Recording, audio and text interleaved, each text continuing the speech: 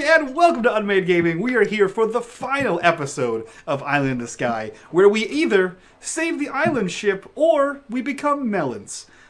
Here with me is our full cast and crew for the melon game. Let's start with Dot. Chelsea, who are you? Where can we find you on the internet? And who are you playing for the last time today? Oh, for the last time today? Right? Okay. I'm gonna start with tears. I am Dot. You can find me online as Little Red Dot. I play a lot of tabletop RPGs, including this one for the last time as Tisla Onyx Fist. She is our quirky dwarf who has stones for fists. She punches things with them. 13 weeks in, and quirky is the word you chose to describe her. I mean, would you say she's not quirky? I think we're all quirky at this point. That's true. Well, do you have a better vocabulary term for Tisla than quirky? I don't think she's quite as nice. I was gonna say she sounds quite as naive as she used to be. She's learned some things, like about melons and gravity. Yep, and how those work together. And how those work together to cause death. She's learned things, so quirky is the word I'm going with. That's fair. Speaking of quirky and learning about death, a lot about it actually, specifically how to deal it out. Speedy, who are you? Where can we find you on the internet? And who will you be playing? Wow, I just had a stroke. For the last time today. Hello, I'm Speedy, not so speedruns everywhere.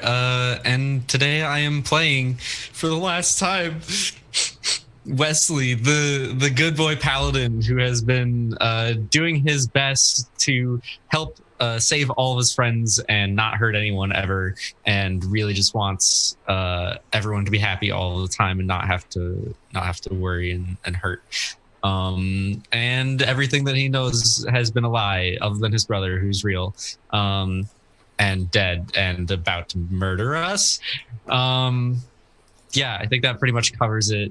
Please don't hurt me, Jack. You can't just do that. Also, pineapples. Also pineapples. Perfect. Divine sense. That being said, Kenny, who are you? Where can we find you on the internet? And who will you be playing for the last time today? So I am Kenny Hill. You can find me on the internet at twitch.tv/Kenny Hill, or on Twitter if you want to have all the inside scoop. It's Kenny Hill there as well. And I will be playing Alethea, who has been right this whole time. So I'm gonna be having some big I told you so moments. It's great. This is the glow episode. Yeah, this last episode finally. It's all coming together. This is your spotlight moment. Yes. Perfect. And here to shine that spotlight, Jack, who are you? Where can we find you on the internet? And tell us about Island in the Sky. Hey guys, my name's Jack. I go by Jacko Buddy. I'm a D&D and City of Mist tabletop creator/writer. And Island in the Sky was a homebrew setting and then homebrew campaign that I kind of wrote and created when I was stretching my creative legs. And it's exciting to see how far it's come, and we're here. We're at the finale. So one way or the other, either the island's going to exist at the end of today, or it's not going to exist at the end of today. True. But it's very exciting to see how far this has come and all the characters and things like that. And Speedy, I did do it. You can't just do that. He did it. Also, does that mean that until we have this episode, the island is currently in a state of both existing and not? It's Schrodinger's Island. Yeah. Yeah. That should have been the name of the episode. I'm so bummed. It's Schrodinger's Island. Perfect. Before we jump into things, guys, please go check out our sponsor, the Dice of Rolling. They're a complete set of polyhedral dice. It is, I think you're out of luck for Christmas, but you can get it for after Christmas. So get them for your friends. They are super awesome. Full set of dice, optimized for D&D 5e, and they're all fun, color-coded goodness. Also check out, wow, my brain just turned off. Reliant Games for all your podcasting needs. Uploading, hosting, editing, all that fun stuff. Reliant Games on Twitter. And if you guys want to support the show, check out our Patreon. It plugs itself. That being said, Jack, take us into the island for the last time. Will do. So it's hard to do a summary of what happened last time, because last time would include everything that's ever happened. But suffice it to say that the island is not what it seemed to be, nor are our characters who they seem to be. We learned that all of them were actually in a cryosleep for a very long time. And before that, they were some of the architects of the island itself, which was put into the sky to save humanity, the last of the human race, from the infestation and a endless swarm of bugs that were consuming all life on the surface of the world. And so they floated into the air for long enough so that the bugs below could starve themselves out and die and not be able to finish off humanity. And the time has come to bring the island down and save mankind once and for all. So now the fate of all of humanity rests in the hands of our characters. And so we're going to kind of pick up with that. And so what I want to do first is we're going to kind of go around and talk about what these characters would have been like before the island went into the sky, when they were down on the surface in the last city, the last bastion of mankind, helping construct the ship, what their role was in that and what they were like as people. And since we know that Alethea absolutely did her homework, we're going to go ahead and start with Mike. So Mike, why don't you tell us about what human or Eugene would have been like before he became human. Okay. Great. I was prepared. Eugene is a zoologist. That's the word I'm going with. I'm sure there's a better name for that, but like whatever the animal biologist is, I'm pretty sure it's that's not. Right. Is it zoologist? Right. I nailed it. Yeah. Fuck yeah. That's actually right. Yeah. I'm the best. So he's a zoologist. He would be working in whatever the facility is, which I don't think we have a name for yet. But he is he's one of the scientists on the ARC project for the animals specifically. So when Tisla and Human were down in the cryo cells looking at the gorilla and the gorilla that was Human's department, or Eugene's department. He picked the and the he picked all the and the So he wrote all that stuff and then later mispronounced it. Yeah. He wrote them. He wrote the genus, the species, all that stuff of hoodies, and he put the and the in there, and that was what he did. He was in charge of that. Super cool. Okay, what about our good boy Wes? What was he like?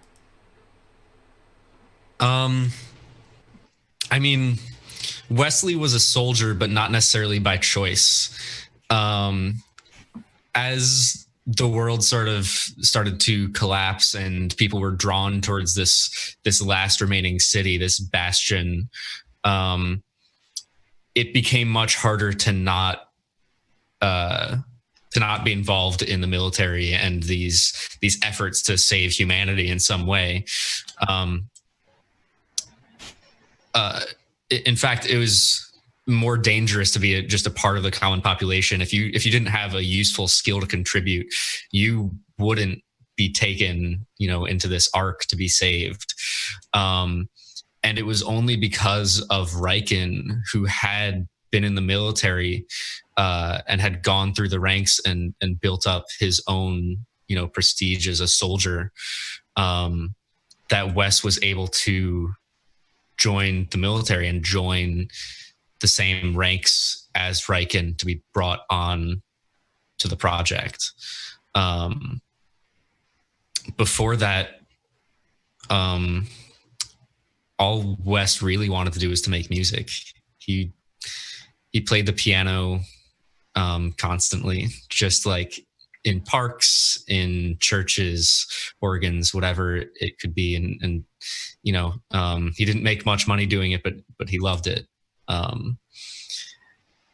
And he loved people. He loved, everyone around him. And he knew that, as things were starting to collapse, that he had to do something about it.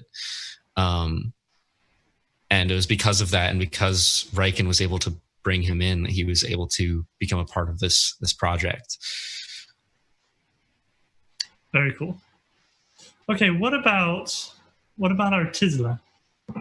What was she like before? What did she do in the last city? So Tisla was very different than what she is now. She was the lead engineer on building the internal structure of the island. It is a ship, for Pete's sake. And who knows how better than a dwarf that understands literally the makeup of metal, how to structure an island to be a ship and an island. So she still worked underground, and her horrible Cockney accent is just a front. Okay. She doesn't actually have it. So yeah, and she led a team of people, and due to her extended time, like digging for minerals and things, she got this like defect, which is her bling bling. Her bling bling. Her bling bling. Her free jewelry creation. Yeah, her free jewelry creation. And so they had to, when they wiped their memories, or we'll call it resetting the truth. Cough, cough, Jack. They decided that they would make it part of her heritage, the defect, versus telling the truth, knowing that it would give it away. Yep. Very good, very good. And now, of course, possibly the most special of the people here, the one who had the idea for the ARC project we learned last episode. Alethea, what was she like before working with her mother and coming up with the idea for the ARC in the first place? So the Alethea of the past would be completely unrecognizable from the Alethea that you know and love today, except for one thing, which is her close friendship with Tisla, because they would have been working very closely together since Alethea was intended to be the pilot of the ship. So we worked very closely in the inner workings of the makeup of the ARC and how it all went together and how it would be piloted, how the ailerons, the flaps, the vertical stabilizers, the propulsion systems all would come together to be manned, or womaned in this case, by myself, and just kind of a hard ass because of the importance. It kind of turned into this sort of neuroticism in this current situation, but before it was just sort of a stern seriousness, a drive to save the planet and save the people and save everybody. But it wasn't as manic as it is now. Cool. So with these kind of characters in mind and how they were in this situation that we kind of understand now, I want to go back a ways, all the way back to before you guys battled the ice worm. And all of you had dreams that gave you part of that combination you need to get into the worm. Oh, yeah. And so I want to ask you guys some questions about those dreams you had. And I'll remind you what those were here in a minute, too. Oh, good. I want to ask you some questions, because 2 of those dreams were about yourselves, and 2 of those might actually pertain more to other people in the group than yourself. So, of course, we'll kind of go in the same order. So, Yuman, obviously, your dream is maybe a little more self-explanatory than some of the others, but he had dreamed of basically running through the forest and coming to a cliff on the side of the sea and seeing the ocean and things like that. And being a zoologist, it makes sense that maybe he'd travel the world and see some of this stuff. But is there anything you'd want to add to that? Like maybe some way that memory would have come to him? Like maybe it was some kind of special memory or something like that? You're muted. It wasn't, it was a memory, right? But it wasn't like his visual memory. That wasn't him running through anything. In fact, it was no one running through anywhere. It was his memory of looking through a viewfinder of a little hovercopter. That thing, you know. Drone. Thank you. My brain's off today. A drone, as he is tracking animals across the world. Like, he would go to locations and then locate them to, you know, sleeper dart them and then take them on board the Ark. Because hunting animals all across the world is a lot of work, a lot of manpower. So do it with robots, kids. But yeah, so that wasn't actually a memory of his. That was a visual of him remembering the viewfinder on a drone camera as he was looking for animals. Oh, super cool. Super cool. Next was Wes. So your dream, interestingly, wasn't really of your own. Yours was actually more about Tisla. Because if you remember in your dream, you ran into a cave and then found yourself surrounded by, oh, big surprise, it was a big swarm of bugs. So that was something that maybe Tisla had told you about from her explorations down into the earth and things like that, her geology. So why do you think that would have stuck with Wes if it wasn't his memory, but was like a story told him? Why do you think that event would matter to him?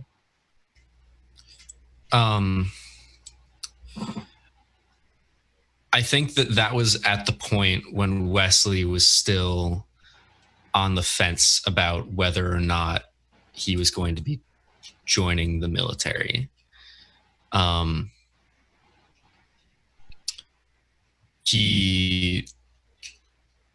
The beginning of that dream, if I recall correctly, was like Wes and Riken like throwing a ball around, like just being brothers hanging out.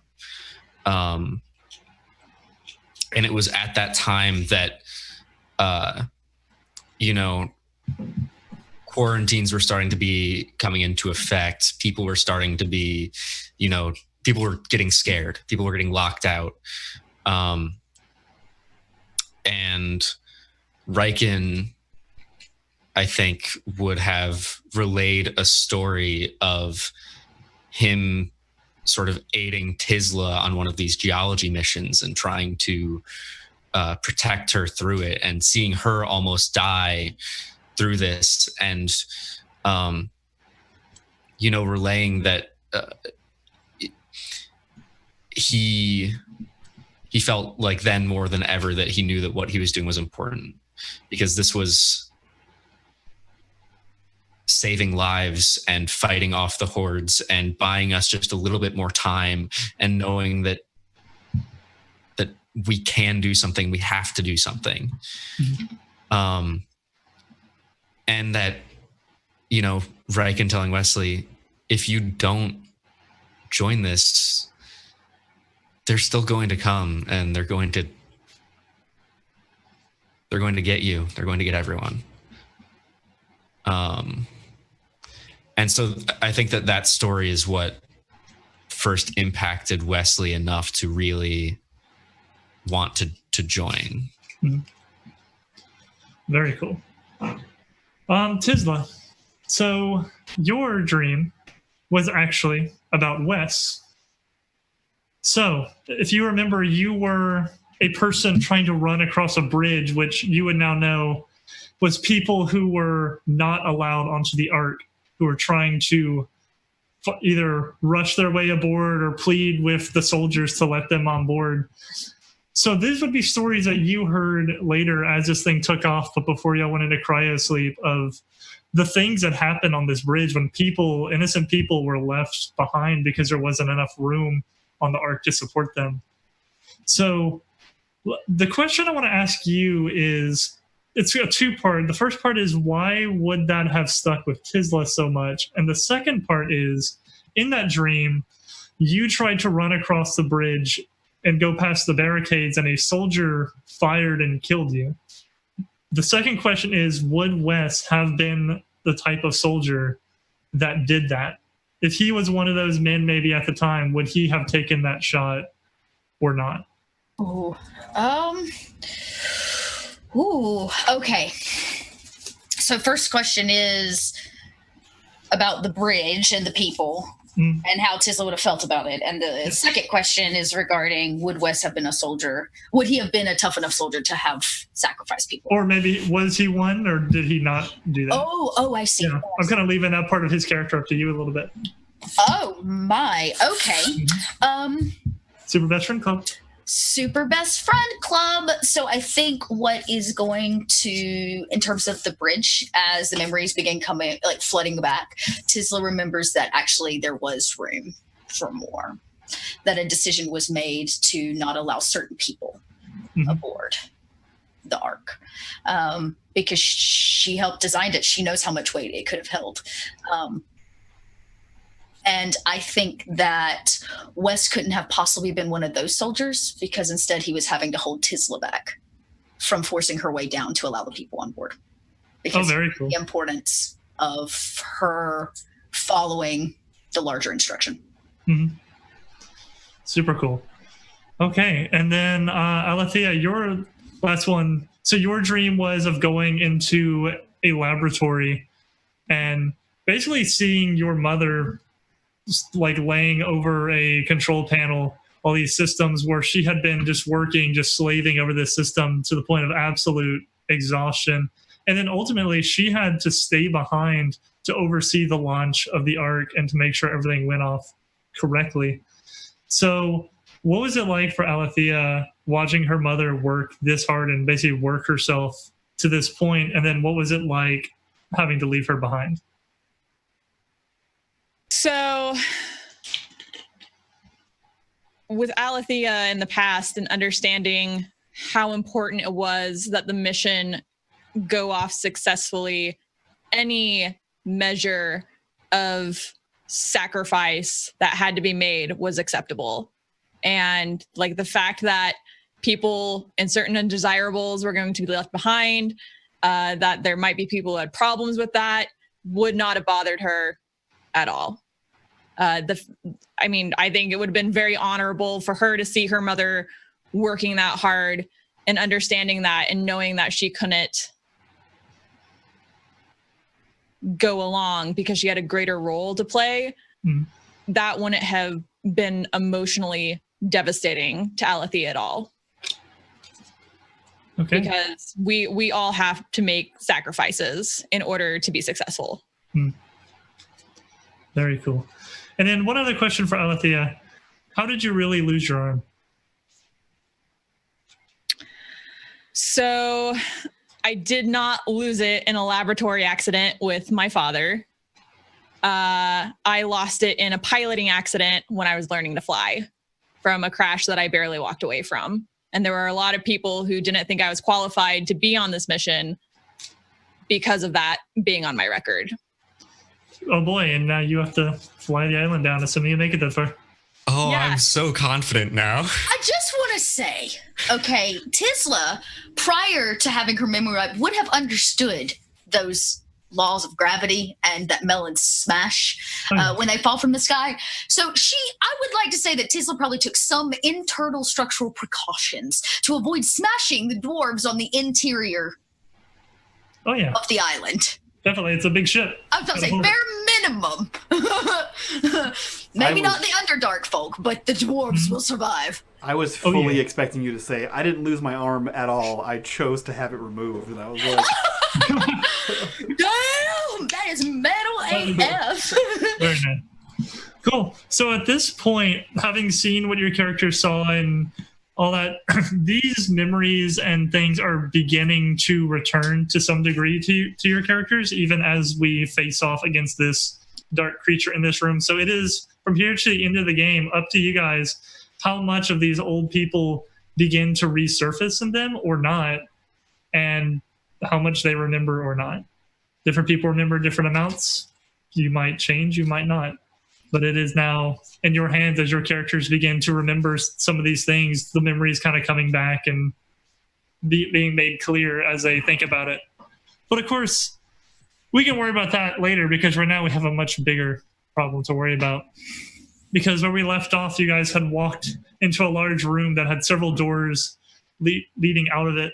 And in the center of this very large chamber, a hooded and cloaked figure rose out of like a dark vortex in the ground and began speaking in a voice that sounded like many voices that speak all in unison, declaring that you and your kind had exterminated its kind, and so it has come to do the same to you, to avenge its people. And it had turned towards west, and at the turn towards west, he saw the form of his brother Riken, with darkness pouring out of his eyes and even his mouth, and this dark, twisting darkness, basically, for lack of a better word, that he had felt of his divine sense emanating from this form. And that is where we're going to pick back up with our finale adventure. And I remember you guys were kind of circling around. Oh, that's right. Were we doing it stealthily, or because I don't want Tisla to be like, "Hey, is that your brother?" If we were in stealth mode. Yeah, I mean, y'all were kind of. I think you were kind of creeping as best you could, but I mean, he knows you're there. But you could okay. So he knows. Okay. Right, but speaking might draw more attention to you versus your teammates because you all made a circle around him. Sure, we did. Yeah, we chose to surround him. We did. Also, I blessed everyone before we started this. Yes, that is true. Well, bless you, sir. That's a D4. Right? I should open roll 20. And even though the duration that's a minute for roleplay and gameplay sake, it'll last until we get it like into combat. And then, okay, cool. That would be awesome. Thank you. Yeah, because I don't like letting spells like rush roleplay. Wes, that looks rightfully like your brother. I mean, except Wes for is just sort of staring him down for like a good couple of seconds. Oh, what's wrong, Wesley? Seen a ghost? You have no right. No right at all. Get out of my brother. Why don't you come make me? Who's that guy? Wes rushes forward. All right, let's do initiative. Okay. Sorry. But I will give Wes a surprise round. well, balls. Because he's just charging and this dude kind of egged him on. Yeah, Wes doesn't have the patience for this right now. The world is unraveling around him and this guy's in his brother. Okay, let's get this initiative order put together.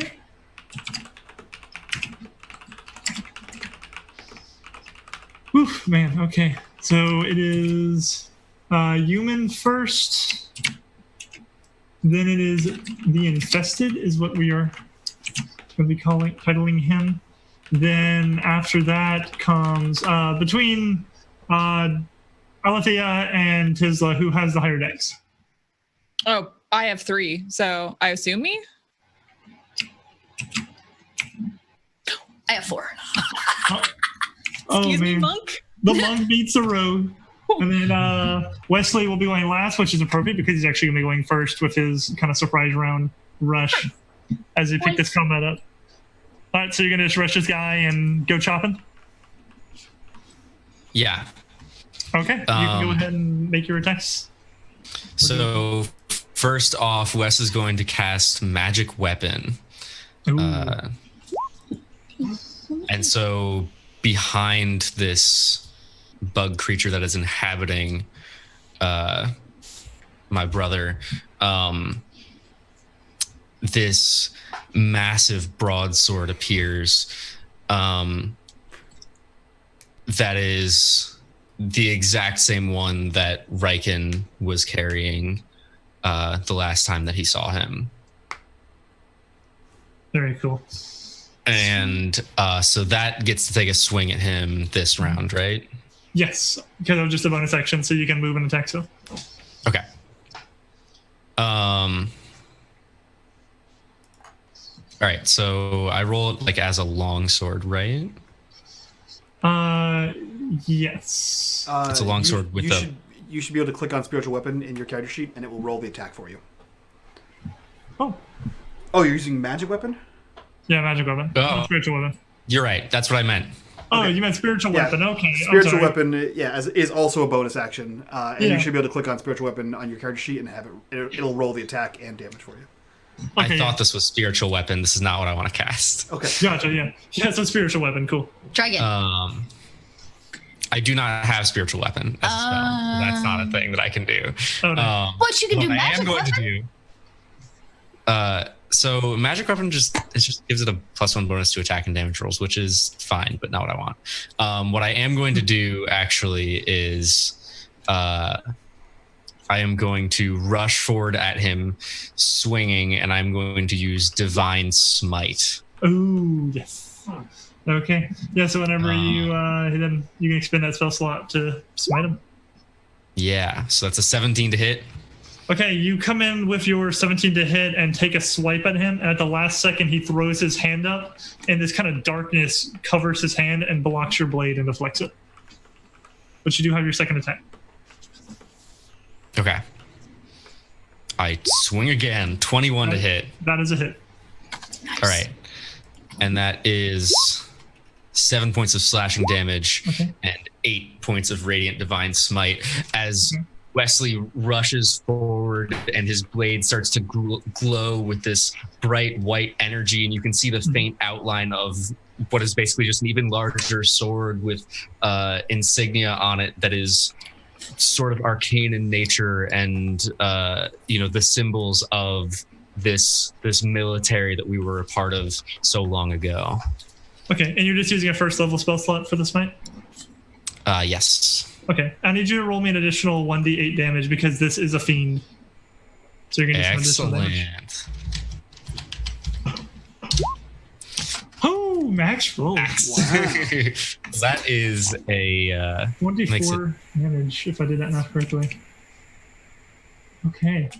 Yeah, that is a solid blow. So you kind of come in and he deflects this first blow, and Wes, without skipping a beat, just turns his blade and comes back in underneath and slices across it. And as he does, the blade kind of glows with this holy light and slices through the dark on this form. And it kind of shrieks this unnatural, painful shrieking sound as it gets cut. Anything else from Wes? No, that is all. All right, then we will begin at the top of the order with good boy Human. Man, Human is looking up the spell to cast. He is for sure seeing this situation here. He doesn't know who that man is because the old master to him was a wolf, and definitely not this human bug man. So he does see that his best friend Wesley is very negatively affected by this man, and that he has rushed headlong into combat, which is not a Wesley thing to do. And he looks over and says, "Oh no, what's happening?" And then he sees the hit happen, and he raises his hands and goes, "Oh!" And you see 8 wolves appear in the room as I cast Conjure Animals. Oh yeah, here come and the he wolves. Summons an entire pack of wolves. Nice. So let me look up the card. This is gonna get messy. Let me look up the card for wolf and realize I can't click on the actions because that's a thing. At this point, this is considered a swarm of wolves. It's a pack. It's a whole pack. A whole lot. Yeah, it's a whole lot of wolves. So they're 1/4 creatures. So that means I can summon like 8 of them, which is an obscene amount of wolves to just come into existence out of nowhere. But yeah, I summon 8 wolves, and they all charge forward. I don't know how that works. They all get they get initiative. So let me roll initiative for wolves. Yeah, and treat them as kind of like a pack is the way For the pack, yeah. Yeah. Roll for the pack. And I just gave you a wolf that you can use to roll it. Dope. Oh, nice. Cool. So let's do here. Let's roll some wolf initiative. So 9 is their initiative. So yeah, he howls and summons a shitload of wolves, a metric shitload of wolves. And then he, I believe, casts Shillelagh. You see him like pick up his he like howls and then picks up the staff, and then the wolves kind of circle around him, and you see the staff just grow all gnarly, and he points it at the bug Love man. Shillelagh. It's one of the greatest spells. And that's it for Human. Okay, it is now the Infested's turn, so it is in melee range with Wesley, so it is just going to come attacking him. So its hands kind of start glowing with this like shadow, and its fingers turn into what look like claws, and it's going to take 2 swipes at Wes using those claws. So the first one will be a 20 to hit. I'm assuming that's probably a hit. Yeah, it's a hit. Okay. That's going to be 10 damage. Oh, that should be slashing damage. I don't know why it says bludgeoning. Classic. Look at that. Good preparation right there, guys. I didn't copy and paste anything. Okay. Cool. So that is 1 attack. Second attack is a 14 to hit. That does not. Okay, yeah, so the first strike comes in and hits you, but you're able to parry the second blow. Then it is going to turn, and it is going to look over towards Tisla, who looks fairly intimidating at all times. And it's going to kind of raise its arm back, and you see this shaft of darkness appear in its hand as it basically creates a glowing darkness lance, and it is going to throw that at Tisla. Can I dodge it? There's a range that attack. meets. Okay. But I must make a wisdom saving throw. Okay. So you're going to make a DC 13 wisdom saving throw, or you're going to take a bunch of psychic damage. Boom. Okay, so you're going to succeed that. So you're going to take only 3 damage. Got it. As this lance of darkness comes flying at you and hits you, and when it hits you, you kind of feel like this mental tension as it kind of starts awakening some like the nightmares in your head, but you're kind of able to suppress them and keep them back from doing too much harm to you. Question. Yes. Since I have seen these little, what are we calling them? I wrote it down. These little infested before, having been, I don't know. And as my memories are coming back, do I know this infested? Do they have like identifiable personalities or personas? Pick me a history check. Boom. Okay. I don't know what it is though. Okay, it's not very good. No, that's a 5 total. I don't know him. 5. What's that? Oh, 5. Why can't I see that on the thing? Weird. Okay. It didn't roll it? Weird. No, I didn't see it for some reason. Yeah, it said 5. Okay. Yeah, it's still a 10, so it's not very good. Even when did that one show? Yeah, I can see that one. Okay, weird. Okay. Yeah, my computer glitched and you glitched, so maybe it just hiccuped. Yep. Okay. Yeah, I'll take the 10. On a 10, you do know there are different types of the infested, but you don't remember a lot of the specifics of them. The most you can remember is that this is the type of infested that can shapeshift. Shit. Okay. But I don't know him. Like, I don't have a personal bit against him. No. Okay. All right. Well, You don't remember any like weaknesses or anything like that, unfortunately. Okay. Okay, it is now our wolves' turns, our big pack of wolves. That's me. I was like, oh, cool, wolves get to go. Dope. I was like, oh, wait a minute, I'm wolves. Yeah, so 2 of them lunge across the room. Tisla, did you run in to give this guy some punches? No? She hasn't yet. He attacked me. That's right, he lands. He attacked me, but yeah, I'm still at a distance, yeah. 2 of the wolves like bound across the room, and they just sort of defensively stand next to Alethea. And the 4 more of them bound forward towards Bugman, and the other 2 stay at Human. So you're getting 4 attacks at advantage because they have Wolfpack tactics at you. Yes. So 1, 2, 3, 4. Jeez, those nat 1s were rough. Wow. So a 23 and a 20, I assume. Hit. Yeah, the 23 and a 20 will hit. Cool. A 7, 8, so 15. That's how that number works, right? Yeah, 15 damage, and you need to make 2 strength saving throws. 1 success, 2 success. So it doesn't get knocked prone, but it'll take... It takes 15 total 15 damage. As these wolves kind of come in and bite it. Yep, and you just hear, yay! Go wolves! Alright, and it is now Tisla's turn. Muted. Great! That's what I said there. I'm going to, having darkness thrown in my face, I am not cool with. This thing I'm not cool with. These memories become like flooding back. Yeah, I'm just going to use a key point, which will add the flurry of blows on top of my 3 attacks. Okay, before you do that, I need you to make me a wisdom saving throw. Well, balls. Okay. No. Okay, so you run up at this thing, and as you run, it kind of flickers for a second, and then turns around, and you are now looking at the form of your father. He looks over at Tisla, and he goes, "You left us. You abandoned us. Why did you leave us to die?" And Tisla raises her fist to punch and sees this, and just freezes, and you are actually going to lose your attack action this time. As this thing has shapeshifted, which is its special reaction that it can do. Oh, does it do I get my bonus action? Or does it count as the entire turn? it burns your attack action, so you can't attack it. But if you want to do like some bonus action, like other thing besides hitting it, you can. But you can't attack it this turn. Right. I get a bonus action. Wait, I think it is dependent upon. It is dependent upon the original attack, so it does not work. Never mind. I ignore that. Just Tisla. Surprise, surprise. That's what she.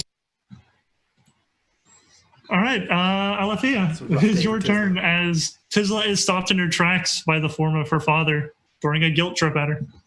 Yeah, so I see this, it like shifts from Riker, shifts to a dwarven figure who I would not recognize, but Tisla's having this reaction to this kind of emotional, like she doesn't usually get caught off guard like that.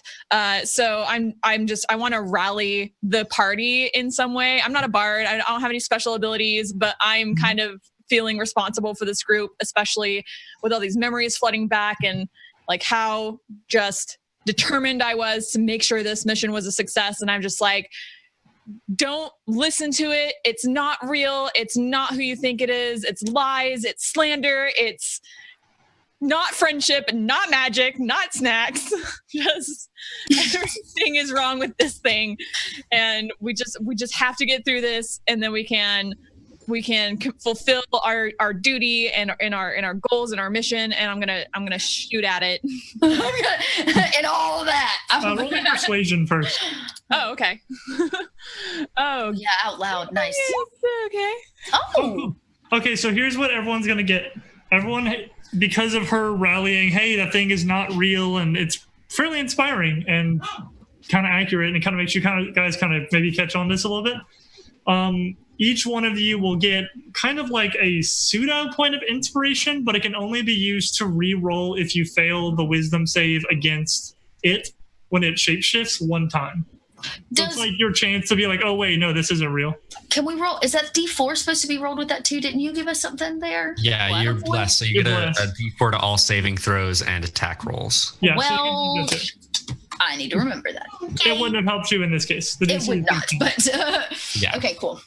Yeah, but so basically if you guys fail that wisdom save when it shapeshifts, you each have one chance to re-roll it. Okay, cool. Of her words of like, this thing isn't real, focus kind of thing. And she did a good job with the persuasion check. So cool. Okay, so I'm going to make my finger gun roll at it. Can I add a D4 from the bless as well?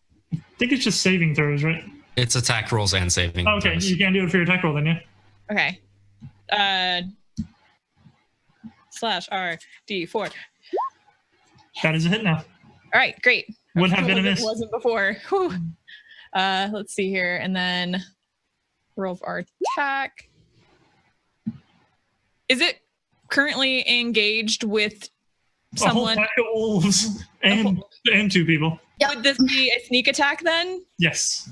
So,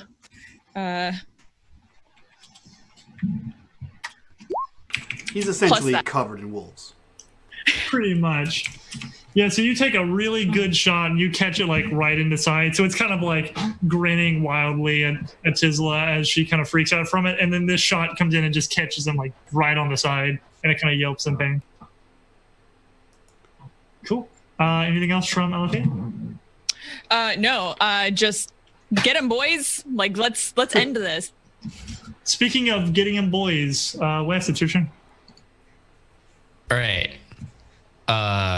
I decided as a bonus action, I'm actually going to use Shield of Faith on Tisla. So you have a +2 bonus to AC for. Oh wait, that's concentration. Is Bless also concentration? I don't think. Bless is not. Oh, Bless is it? Yeah, it is. Just check. All right, never mind. I'm not doing Shield of Faith. Sorry. Okay. Oh man, I chose too many concentration spells. This is a mistake. All right. In that case, I am just going to rush in, and I'm going to swing my sword. Swing your mighty sword. Swing your mighty sword. So swing my sword. At this, and you were not blessed, right? You didn't have enough because of. Correct. Yeah. I can only choose 3. It shows everyone else. Do I have to make a wisdom save? No, he's not shapeshifting right now. He already shapeshifted this round. Cool. Longsword. That is a miss. Nope. Yeah, it turns around and using the ancestral ceremonial axe that Tisla should have one day inherited, of course, in a shape-shifting form, and parries your 2 blows with ease.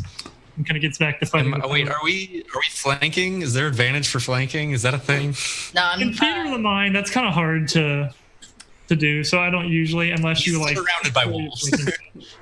Yeah.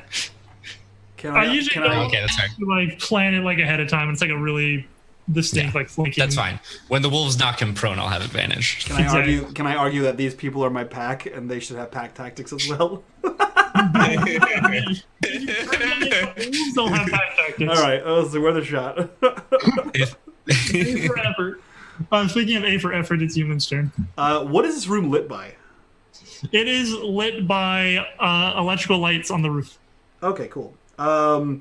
Human stands in the back. It's a little crowded in there with a 4-pack of wolves.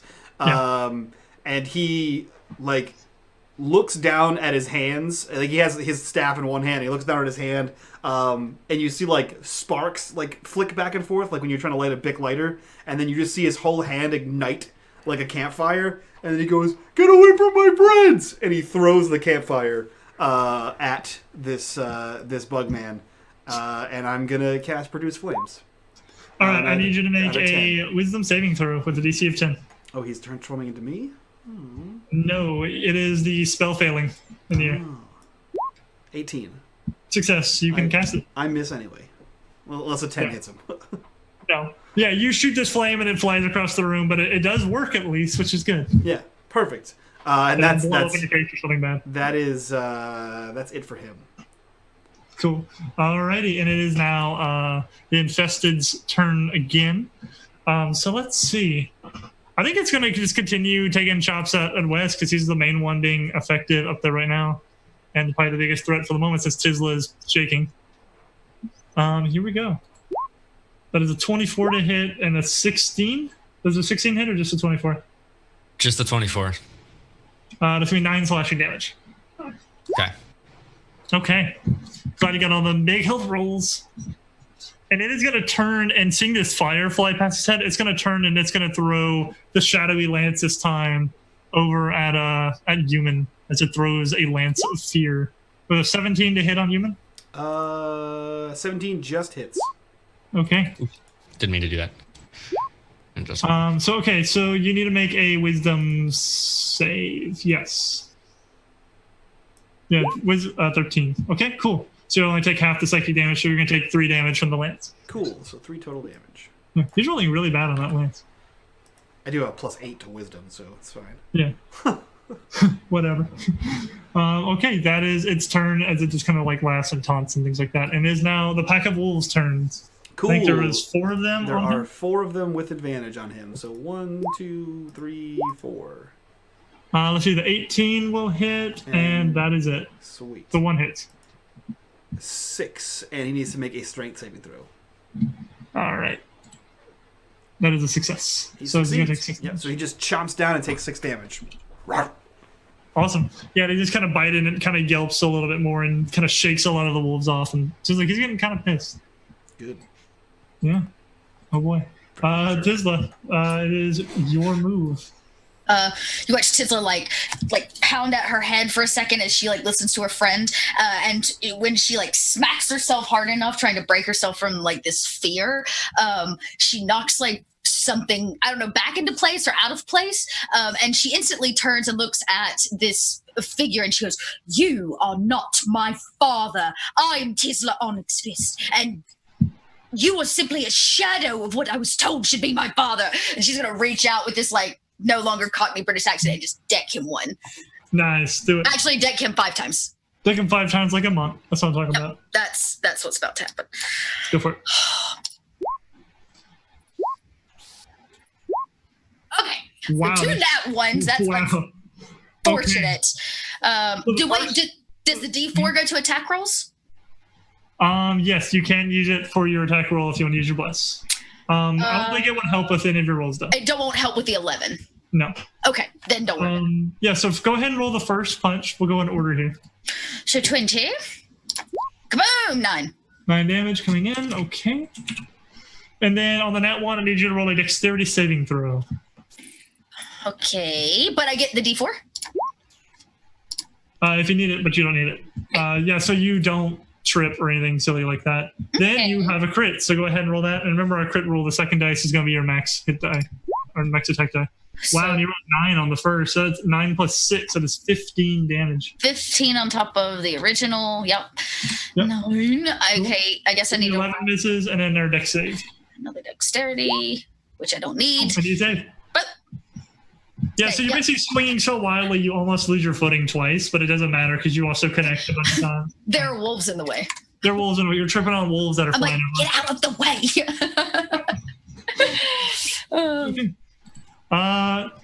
Yeah, and at this point, you can actually see there's some spots along his form where some cracks are kind of forming, and like this black kind of ichor is kind of like coming out of him in a couple places, and it's kind of nasty looking. Alethea, it is your turn. So seeing Tisla kind of rally herself and just pummeling this thing is just amazing. So I'm just sort of like, very uncharacteristically, and go in for another finger gun pew pew shot. Okay. Before you do that, before that shot goes off, I need you to make a wisdom saving throw. Oh, get your D4. All right. I won't help you in this case. DC 13. You go to shoot, and right before you take the shot, the thing turns around and has shapeshifted again into the form of your mother this time. And she goes, "Now, Alethea, you wouldn't kill me again, would you?" I am not having any of this nonsense. And so you are unable to shoot. Like, it basically makes you freeze, and you don't take the shot.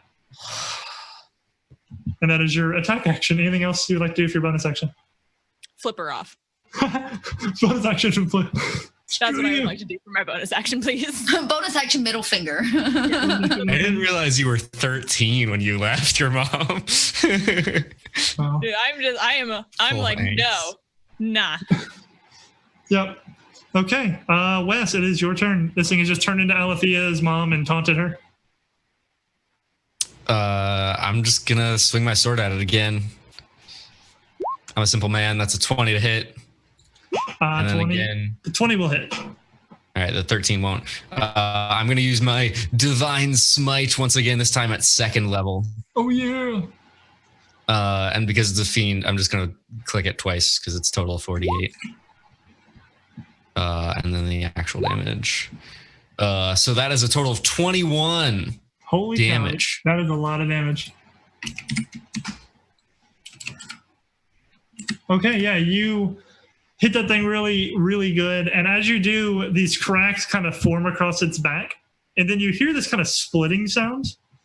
And it kind of lets out this yell. And as it does, from 2 of the holes that have kind of formed on its body, 2 more arms grow out of it. And it now has 4 arms instead of 2. And it looks really, really, really mad. And it has even more cracks across it. Oh no. Berserk. It's part 2 of the boss fight. This is even its final form. Not even my final form. All right. Human, it is your turn as this dude has grown 2 more arms. Great. Human is also going to fireball this guy again. Fireball or create flame. Those are very different. It's fireball. Produce flame is actually stronger than firebolt, I think. But yeah, 11 does not hit. No, it did not. And I need that wisdom save too. Oh, right. 13. Yep, that's good. Yeah, so you throw fire yet again, and it kind of throws up a hand, and one of its 4 arms, it just kind of knocks your fire to the side. Yeah. Damn it. And it is now its turn. It is going to take 2 swipes first at Wes. Swipey. So the 20 should hit for 9 slashing. And then the other 2 arms are going to be swiping at wolves. So first wolf, wow, at nat 1. Okay. Okay, it does not fall over or anything silly like that. Second swipe. I'll use my protection fighting style to impose disadvantage on that second one. Okay, it's still going to be a 16 on the wolf, which I think will hit. On the wolf, yeah, let me see here. I'm pretty sure the wolf will hit. Yeah, wolf gets hit. Okay, 7 slashing damage on the wolf. Okay. one of the wolves takes 7 slashing damage. Okay, so I'll make that wolf 1 on my little sheet right here. So it's taking 7 so far. Yeah. What's their HP? 11. So that's 4 left. Cool. Alrighty.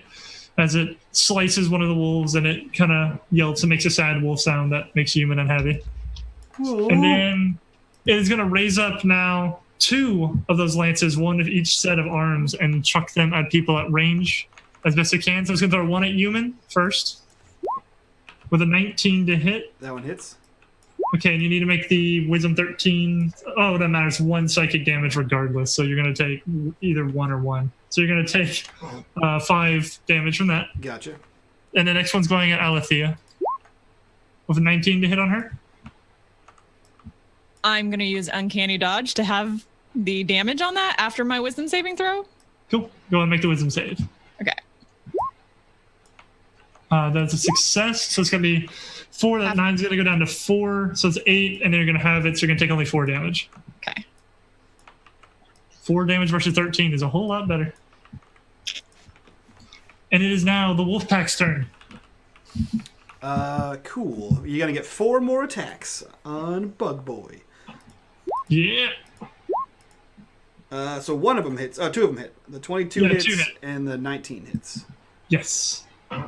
So 2 stress saves also. So 4. Ooh, that's a fail on the stress save. It's knocked prone. So 4 and 7. So 11 points of damage, and it is knocked prone. All right. Yeah, so this thing is knocked to the ground and kind of buried under some wolves a little bit. Yeah, you just see like the wolves are like grabbing at its legs. You see like tearing clothes and bugs skitter, and it like trips one down. And you see all the wolves kind of like. That's dark considering it looks like Alethea's mom right now. Well, what you gonna do? I've already been her dad. It's fine. Okay, it's now. It's now Tisla's turn. Do I notice this cracking? Yeah, you notice it. Do I know anything about that kind of thing? You would probably be able to just guess since they're like bug dudes. It's probably like his shell and stuff starting to crack. Okay, does he still have softened in? Like, is he like a crab? So if the shell breaks, he's still like a critter? Or is it more like a goo that's gonna just pour out and not be worried about? Yeah, it's more like a bug, like a cockroach or something, where their exoskeleton is them, basically. He's just full of nasty. So if you kill his shell, he'll be dead. Fantastic. I would like to punch him again. This time, 5 times. Punch 5 times.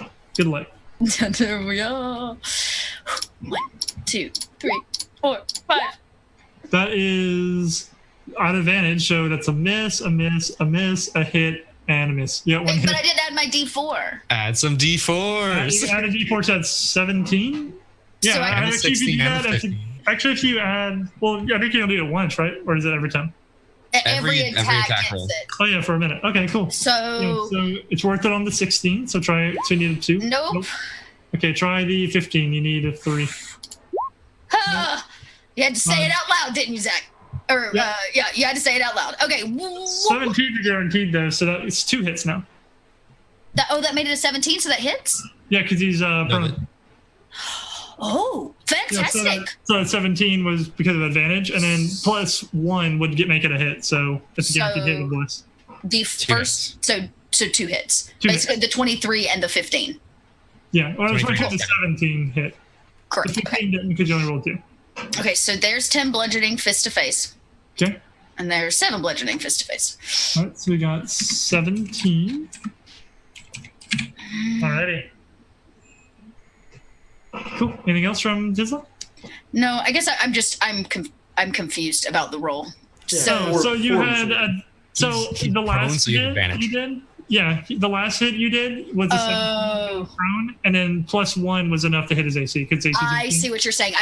It was for the advantage roll, not the original. I was like, all of these equal 17 if you had 1 to 16, 2 to 15. his AC my is math teacher 18. over here is like, that's not how Yeah. math works, Jack. So even plus 1's enough on a Jack 17. fails. Yay.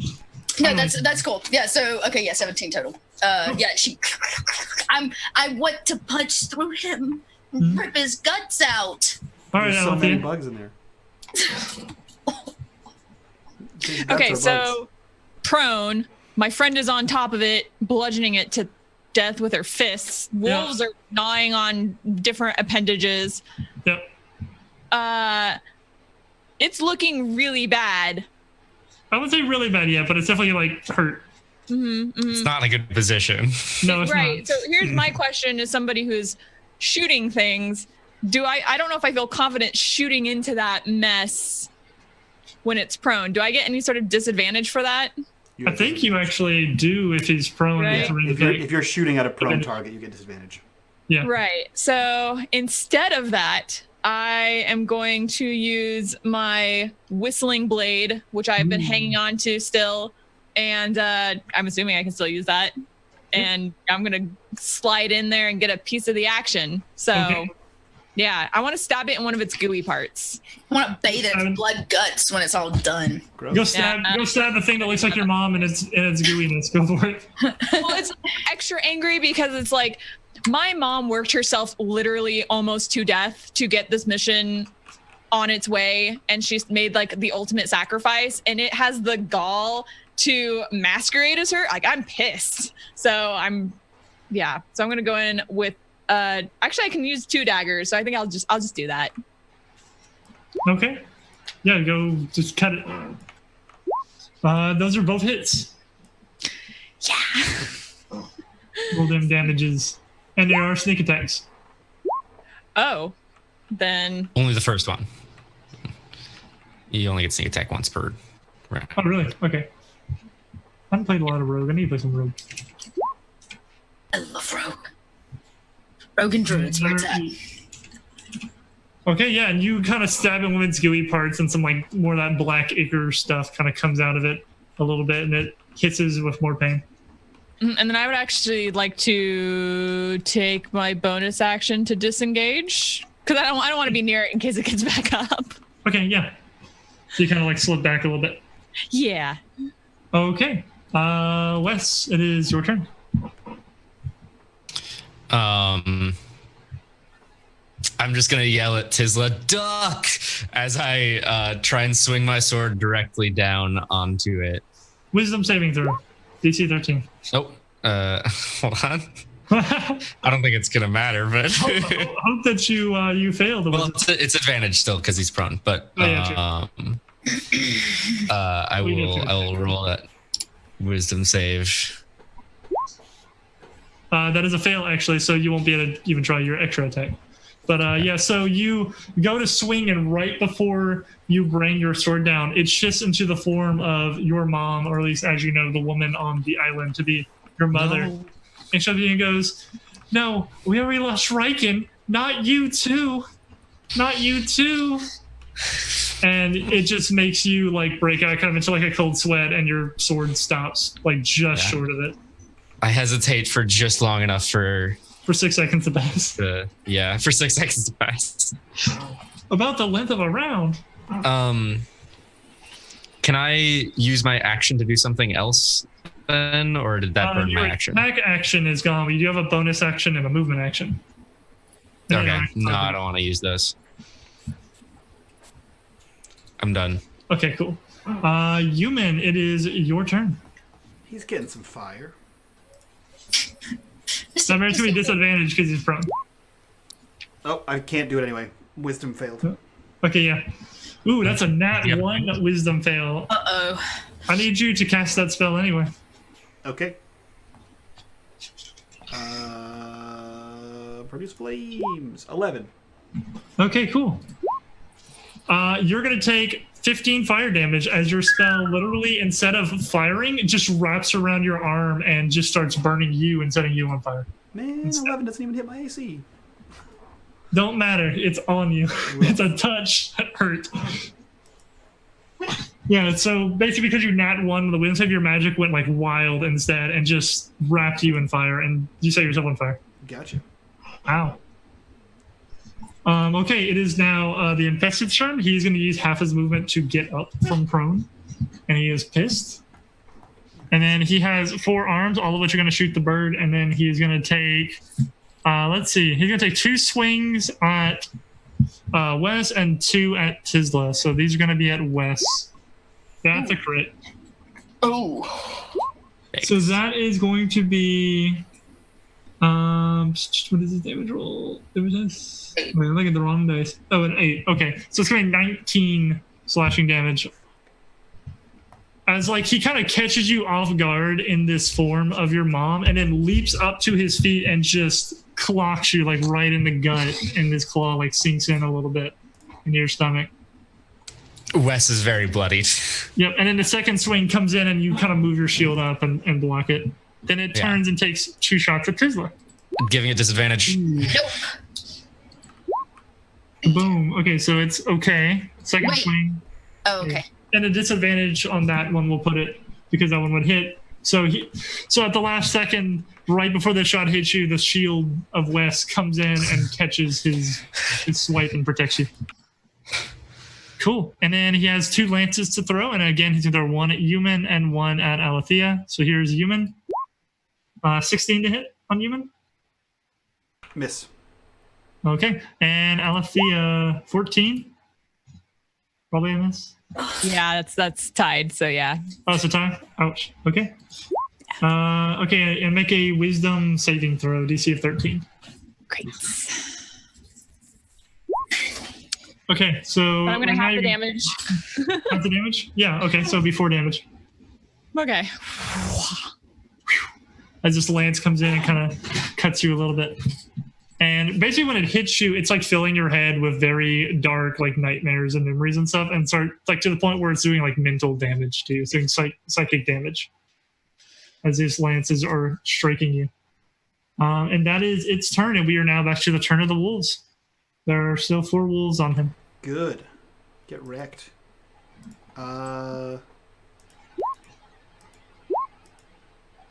Okay, 22 is a hit, and 18, 24 is a crit. And the 18 hits as well. Yeah, 3 hits. So you get a hit. It succeeds the stress saves. Okay. So 7 on the first. Did he actually get up? Yeah, he did get up. Okay, cool. So he's up from prone. You have 2 more hits on him still.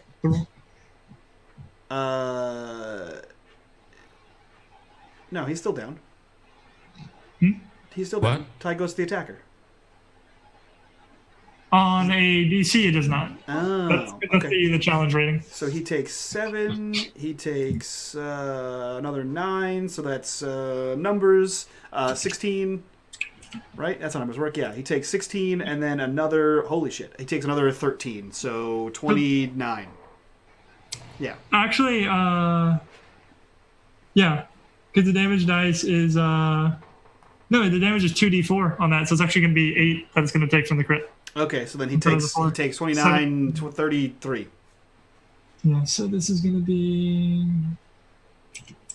33 damage, bug boy. Get wrecked. Yeah, he got wrecked really good by that last night. That thing like bites into like his side, and you hear like a nasty kind of crunching sound as it bites into this exoskeleton of this bug. Even though it looks like people, it is still a bug, and it bites in, and you hear like that nasty crunch sound, like whenever you step on a cockroach. Because we have a Disney princess here, and this is a G-rated show, it's like that one scene from The Lion King where they're just eating the bugs from under the side of the rock, and just. Or it's like that horrible scene from. It tastes like chicken. Yeah. That horrible scene from The Princess and the Frog, where they just like stomp on the freaking bug. Slimy yet satisfying. There you go. Gross. Okay. Speaking of slimy yet satisfying, it is Tisla's turn. Perfect. It's covered in blood. Great. She will continue to cover herself. This time she's not going to use a key point. This game's not over. We should probably save that. So she'll have 3 attacks. She'll have 2 attacks with her fist, and then she's gonna spin around and her war pick's not considered a monk weapon. Never mind. So 3 attacks with her hands. Oh, that's a crit. Sucker! And the 13 gets a 4 just for Nope, not enough. Enough. Okay, so go ahead and roll the first hit. The 7 on that. Then the crit is, so the damage dice is a 6, so 12? 15. 15. 9 plus 6. So it'll be 15 right there. Yeah, now he's looking pretty bad. You punch and you hear more of those like kind of cracking sounds. And it kind of hisses and yelps a little bit. He is not looking good. And it is Alethea's. Oh, wait. Wait. He's What? also, this time around, I'm going, but I gotta use a key point. Worth it. So worth it to make one of those a stunning strike. You have to make a Constitution saving throw. I don't want him to be able to take a turn next round. 13? Fro, what does it match, though? When you hit here, let's see if I can get it to actually. I think it's half your monk level plus. When you hit another creature, you spin it. Okay, Constitution save. Is it? I mean, my monk level is a full 5, so 2. So maybe a 12. Is it to 10? No, it's your wisdom modifier. Oh, it's wisdom. Yeah, it's 10 plus your wisdom modifier, or it's 8 plus 8 plus proficiency plus wisdom modifier. For a stunning strike, the Constitution save. Yeah. As a monk, your spellcaster ability is wisdom. I see what you're saying. So it's. I'm sorry. So say that again. Wisdom is 2 plus what? So it's 8 plus your proficiency plus wisdom. Okay, so 13. So you met it. Yeah, and then it succeeds. Cool. Thanks, Mike. No problem. Yep. Okay, so it is not stunned, unfortunately. But you punch it really, really good in the gut, and you get drenched in some more ichor because that's what you wanted. And it is Alethea's turn, who is not really drenched in ichor because she's been ranged most of the fight. Yeah, but just seeing Tisla wail on this thing is just stunning to me. This stunning strike that she makes against this creature. Wow. So I'm going to go ahead, and now that it is up and there's less danger of me hitting my friends, I'm going to go ahead and shoot at it once more. But I'm just so starstruck by Tisla's moves. Oh, oops. You go to shoot it, and as you do, she like punches it in the gut, and it like drops its head, and the bullet goes past its head. Yep. That's what happened. I wasn't ready for her to put that extra oomph in that last. It was too stunning. It was just too stunning. Too much oomph. Wesley. Wesley is for once not just going to swing his sword wildly and is instead going to lay hands on himself and just like grip the wound that is currently bleeding out from his stomach as he casts lay on hands to deal 13 points. Okay. So he doesn't die. Yay. Make me a wisdom save.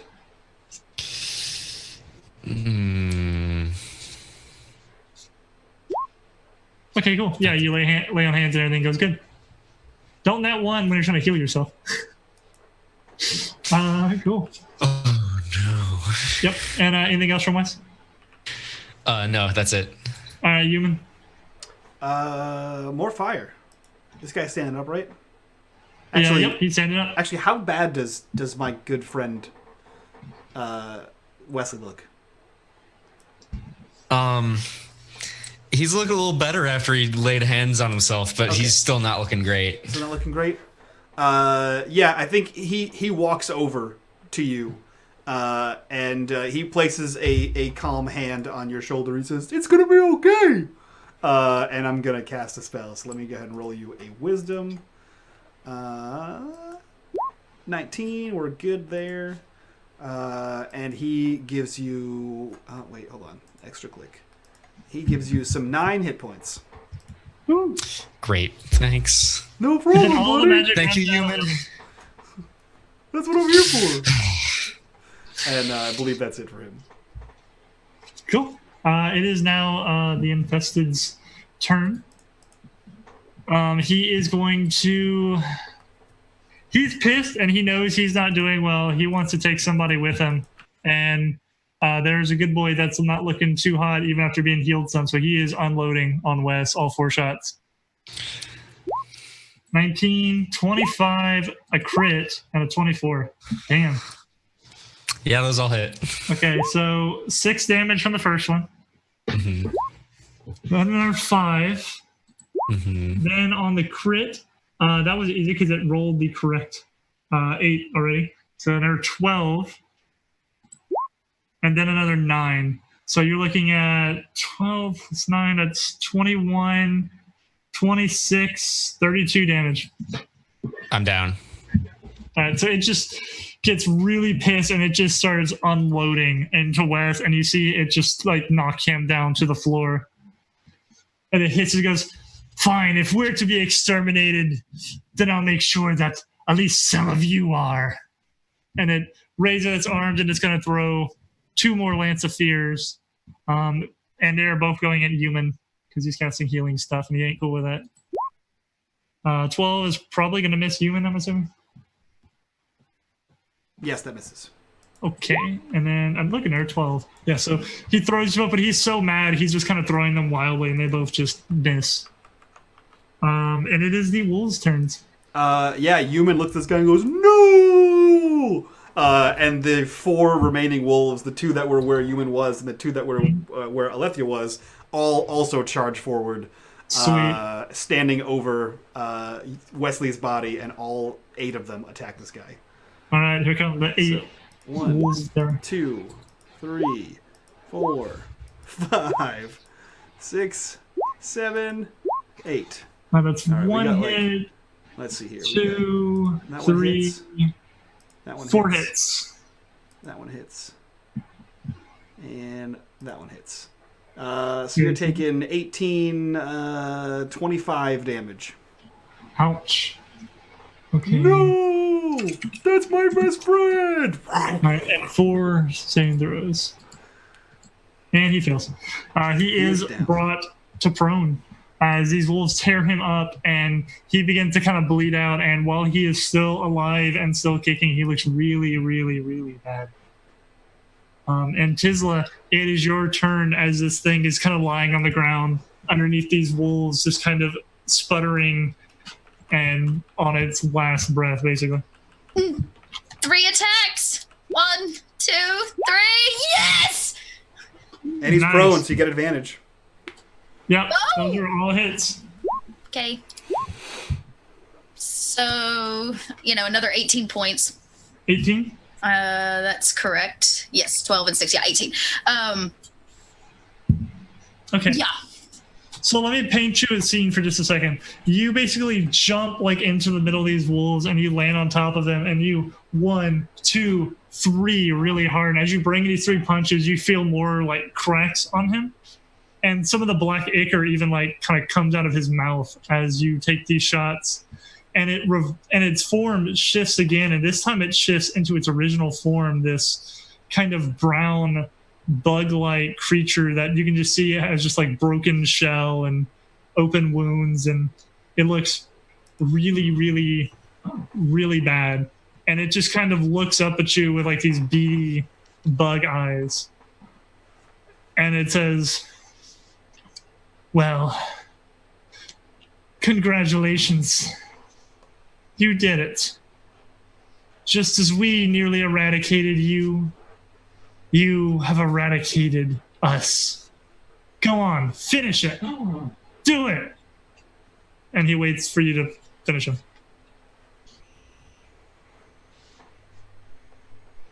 I look at everybody. Should I?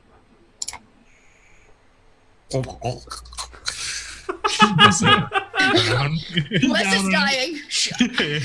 Yeah, Coughs blood out. You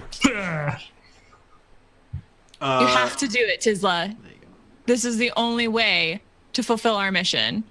If we bring it back now, it'll just destroy us all. No. Our mission is not to. Our mission is not to create mass genocide, which is what we have done. We are as bad as they are.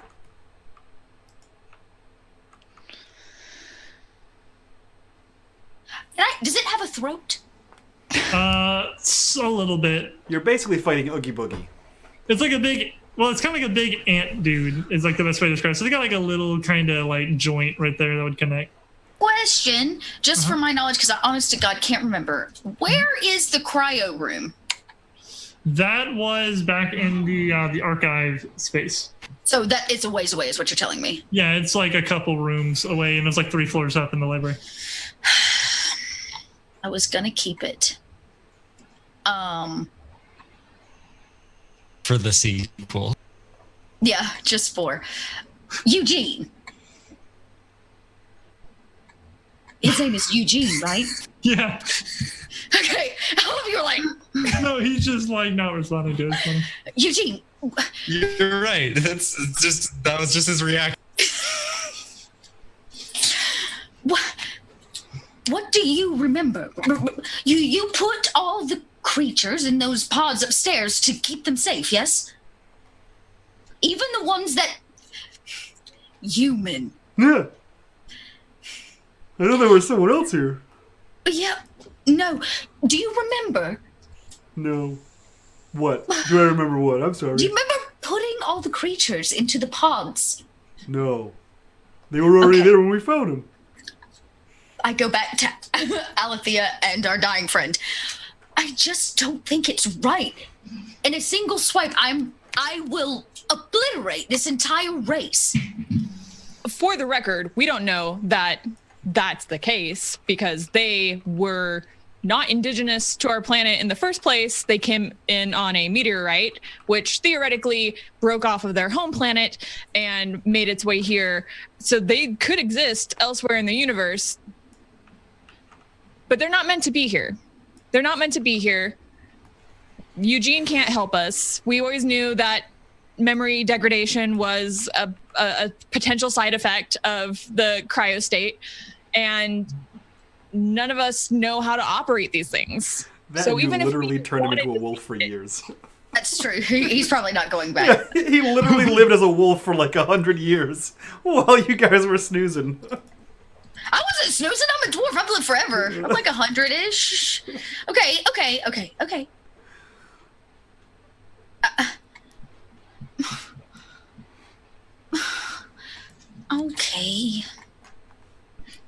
Is it speaking? Is it capable of speaking, or is it like? I mean, it was speaking before. It's not talking at the moment. Ever since it kind of yelled at you initially. Are there more of you?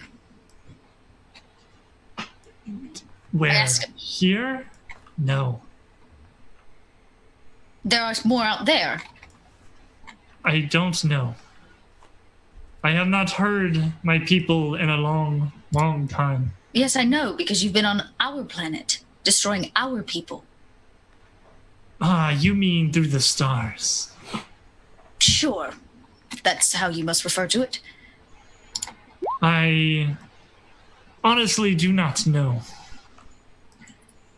I was born long after we arrived on this rock. I see. You do understand that when I take your life, it's not... It potentially is the end of your race. I do. And you still attacked our people and still fought knowing that we would kill you and you would be the last. Because we are doomed anyway. Okay, Jesus, if Wesley is stay actively west! dying, Yeah. I need to get over there. Like, He's not really dying. He's just I'm very concerned. I'm just watching. Wes is like making death saves here. Yeah. Human heals him. Great. Start shoving good berries down his throat. Well, yeah, but he says, we are doomed anyway. I am not a queen. I cannot create eggs. I cannot continue the species. If I am the last, then I am the last. The end of a dying breed. I cast Zone of Truth. Ooh, the good spell. Okay. Nice. Okay. I'm not gonna make any saves for it or nothing, because I mean he's dying. Sure. Great. You like dying?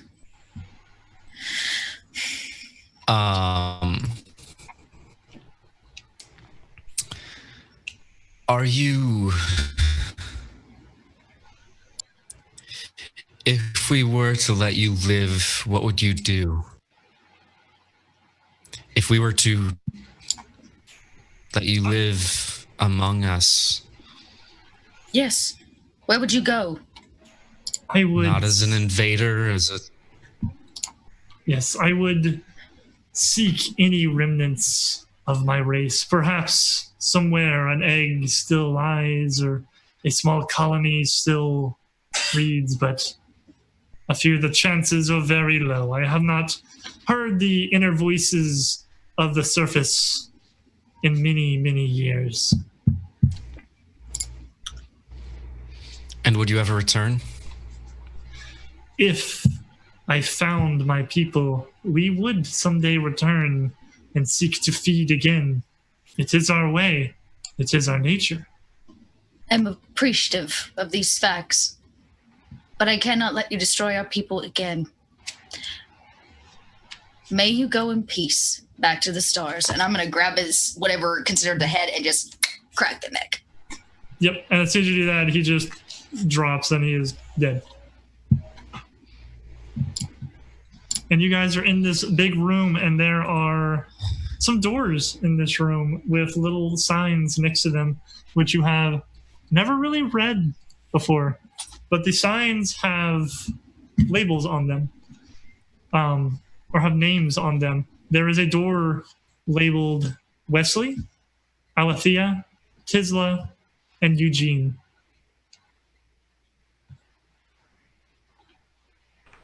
Oh, how come I don't have a door? Before we go to the doors, I just want to, I guess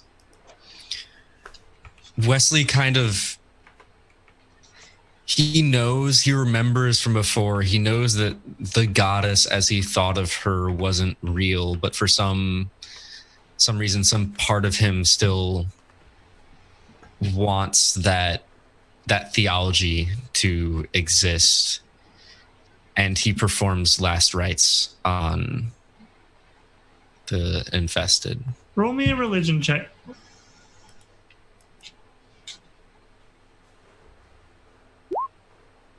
14.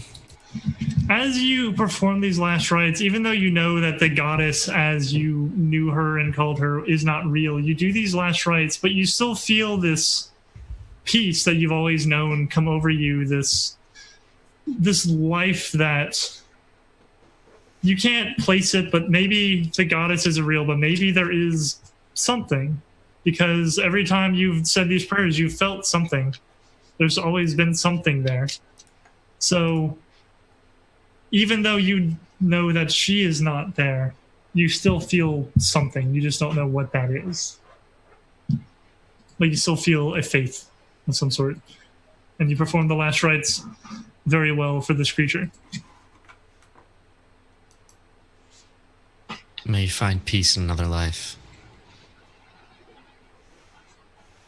I keep finding pieces of them all over the place. Oh, I'm sorry, there's actually a fifth door also. And that one is labeled for Anna, who has been hiding in the corner the whole time because she's a little girl and not going to fight a bug monster. She is here, though. She has healing magic. She had it in a dream. Right, the child. Oh, I thought the dream was real.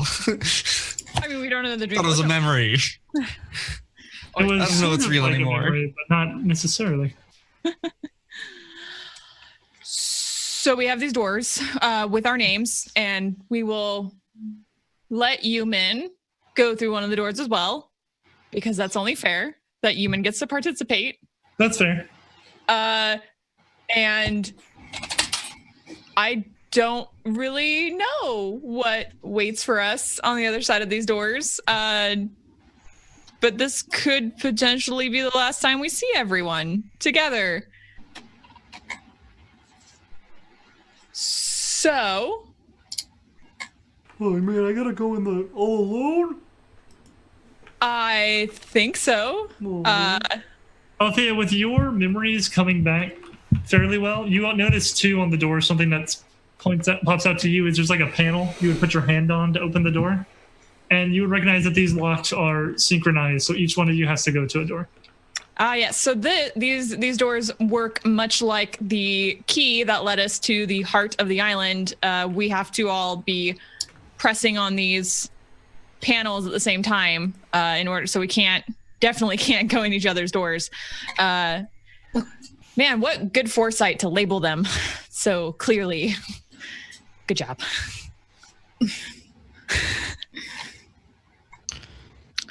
Do we remember what's behind them? No. Nope. Can I go with you guys? Probably side effect of the cryo state. Do I have to go alone? What do you think it's going to be? If I had to guess, I would say that we would have to initiate the takeover sequence for the island, and that we each had particular tasks we would have to complete in our given assigned areas, and then land this island that is a ship. Yeah. Well, I can't fly. But I can. Oh. Remember how? It's coming back. I have a feeling that we would have designed each of our stations to fit our needs. I suppose that's true. Right. Oh, Yes. that makes sense. Very possible. So, given that this might be the last time that these characters are all together again, do they have anything to say to each other or anything like that? Do I sound funny? No. Are you sure? Yeah, you just sound like the way you always sounded like. It just pings wrong in my ear. No. You sound just like a regular Tisla sounds. A regular Tisla? I am always a Tisla. Yeah, like you're a regular Tisla. Not like a bug Tisla or like a metal Tisla, just a regular Tisla. Eugene. And I simply pat his wolf head. You men. Right. Yeah. You men. Yeah. Thank you. I genuinely don't know what to say to all of you. The last time we did this, there was varying opinions as to how things should be handled, and I stare right at Wes. And then we lived entire lives as different people, in which I loved all of you, like family. Yeah. You know, whatever may have happened before, I'm happy that we got to know each other like this now. It's funny, most people want a redo on their life. We kind of got one. Yeah. And we reused ours to save the world, maybe. Not yet.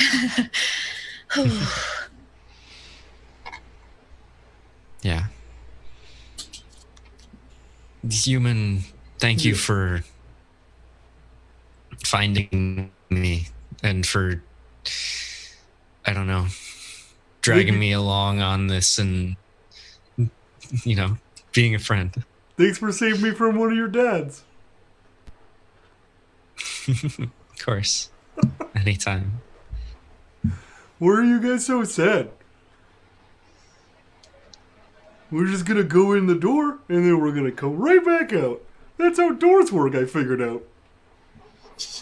Human? Yeah. What if we didn't? Well, then the door's broken and we gotta get someone to fix it. You're right. Yeah, I know. We would just need to fix it. Yeah.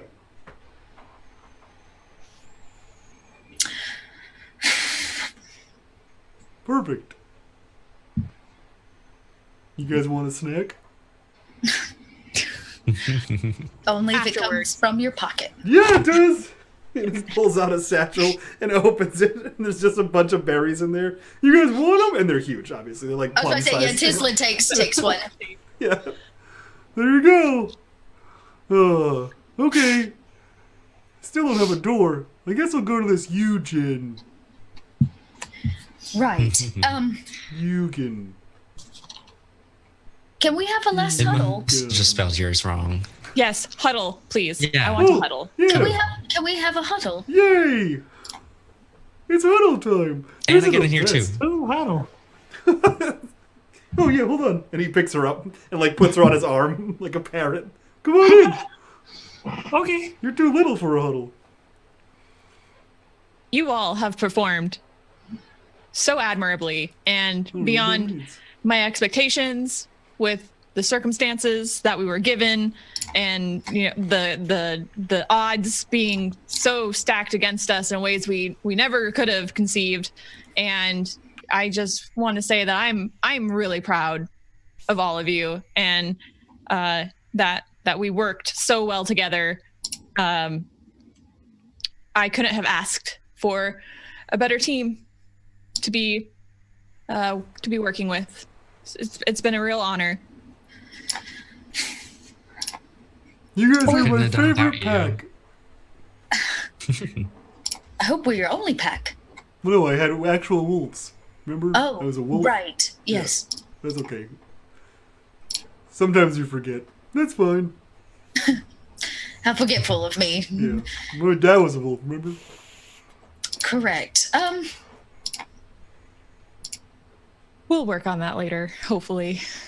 See what we can do for him. Yeah, okay. After we save the world. Yeah! Yes, after we save the world, I found you all because I ran from my family. Well, family. And I think what I actually did was ran to them. Oh, who were they? You silly, and No. I hope you. I'm not a dwarf. That's okay though, I'll still be your family. You're like a wolf. Well, you know what? We've had twice, and Yeah. each time we've found each other in our Yeah. past lives and this one. So I have a feeling we'll find each other in the next one as well. See? Just on the other side of the door. On the other side of that door. Yeah. And then Tisla grabs. Oh wait, we have friendship necklaces. Tisla grabs the friendship necklace and like holds it up in the huddle in like the middle for like a group fist bump. Oh, group thing! A group He thing. takes his bracelet off and holds it out. Yeah, so you guys put these friendship bracelets in, and then Anna reaches to her back and pulls out the staff, the friendship staff, and kind of holds it up to the middle of the huddle. We blessed the bracelets. Well, Now what do we do? Eugene, we have to open the door together. Oh, let me try that again. Human, Yeah. we have to go open the door Okay. together. Okay. Your voice sounded Cheers. weird for a second. I told you, it was like I had something caught in my throat. Or I know, something. I heard that. It's just like a strange poshness. Like a bug. Like a, she like picks a piece of like bug goo that's probably on her face at that point off. So do we just count to 3, everybody? And Tisla like walks over to her door. Yep. Whew. I'm in front of my door. We got this. Human waits till everyone else is in front of a door, and then he kind of looks around and goes, "And I'll take the last one." And he walks over to the door marked Eugene. Okay, great. 4. See you on the other side. Okay. Yep, for friendship. Anna puts her Friendship! hand up. on the door. Yay! And we all do it at the same time. And as you all touch your doors, you hear this voice come on. It says, "Prepare for landing sequence." And all the doors slide open. And in each one is just a small tube with a little chair and a seatbelt inside. I like sitting. In this life and the next. I step out to help Human with his seatbelt. What a good boy. What a good- What a good boy. Is this so I don't fall out? Thank you. Isla's feet probably Uh-huh. dangle a little bit. They don't quite touch the floor, and she probably struggles to like reach it. You know, that like. And Eugene's chair is a little bit bigger than the others. I don't think they are. I think it's a regular sized chair, right? Because it was built for a human and not built for a giant. Oh, yeah, right. So he just gets in the chair and he's like way taller than it, and his legs go way like he's like cramped up. And then Wes comes over and he's like, oh, shit. Oh. Alrighty. And as everyone gets into their chair and buckles their seatbelts and everyone is in, the doors automatically close and kind of cast all of you into darkness for a moment. And then you feel yourselves dropping down these tubes. And we're going to go to Alethea first. You arrive in like a room. Your tube kind of comes down and stops and then slides you forward up to a large control panel with switches and knobs that the more you stare at, the more familiar they become. The flight controls of ships that you've long practiced for this moment. And so why don't you walk through, how does Alethea prepare for the landing in this thing? As someone who's actually flown planes, I assume I've made myself a checklist. Yep. I'm like, clear, turning on the computer CPI and getting things warmed up, turning on the avionics, checking that the ailerons and flaps and vertical stabilizers and brakes are all clear and free of movement, whatever. Like, it's like this kind of thing that's ingrained in you because you do it over and over the same way. And it's almost like her body takes over without really having to think about it. Yeah, so you kind of do these checks for a little bit, and then when you're ready, you flip the switch that would kind of begin the process. And when you do, it says, please stand by. And we're going to cut over to Human. Human, you have come into a room kind of similar. It has like a control panel and all as well. And you enter this space, and a little bit of what you're supposed to do in here comes back to you. And there's kind of a bunch of different buttons and switches and things like that. And do you think you would remember your job in this room? There's a 0% chance that he would, because Eugene was not an avionics pilot. He was a zoologist. However, Human looks up and has a strange, knowledge of like most languages, and all the things are labeled 1, 2, flip, 3, 4. Like they're labeled in the order of what to do. And he goes, "Oh, it's like a game. Doop doop, boop beep boop boop, click, yay! I think I did it." And once you do that, there's two buttons that kind of light up on your control panel. One says open, one says close. No. And he looks at the door and hits open. You hit open, and a little screen comes on your camera. And as you watch, you see actually like a kind of projected image of what the island looks like. And everyone begins to feel this rumbling sound as the sides of the island begin to crumble and fall off, and two very large, long sets of wings spread out from the side of the island and open up as Human has prepared the wings so that we can begin. Like a good flying wolf. Yeah. And then you hear, "My door's stuck!" And as you do that, your seat begins to rise back up and kind of click into a new position in a new room. And a window kind of opens. And Alethea, in your room, a window opens as well. And you see that you're kind of in this large circular room. And kind of to your left, another window has opened, and you see Human in his seat. Hey, I didn't even need a door. Good job, Human. I think you did it. Thanks. Yeah, and Alethea, on your panel, you can see that the wings have now been opened and you are ready to begin the landing process. I'm just happy to be here. Cool. So I start lowering flaps. I'm decelerate. I'm looking for all the everything. Slow us down.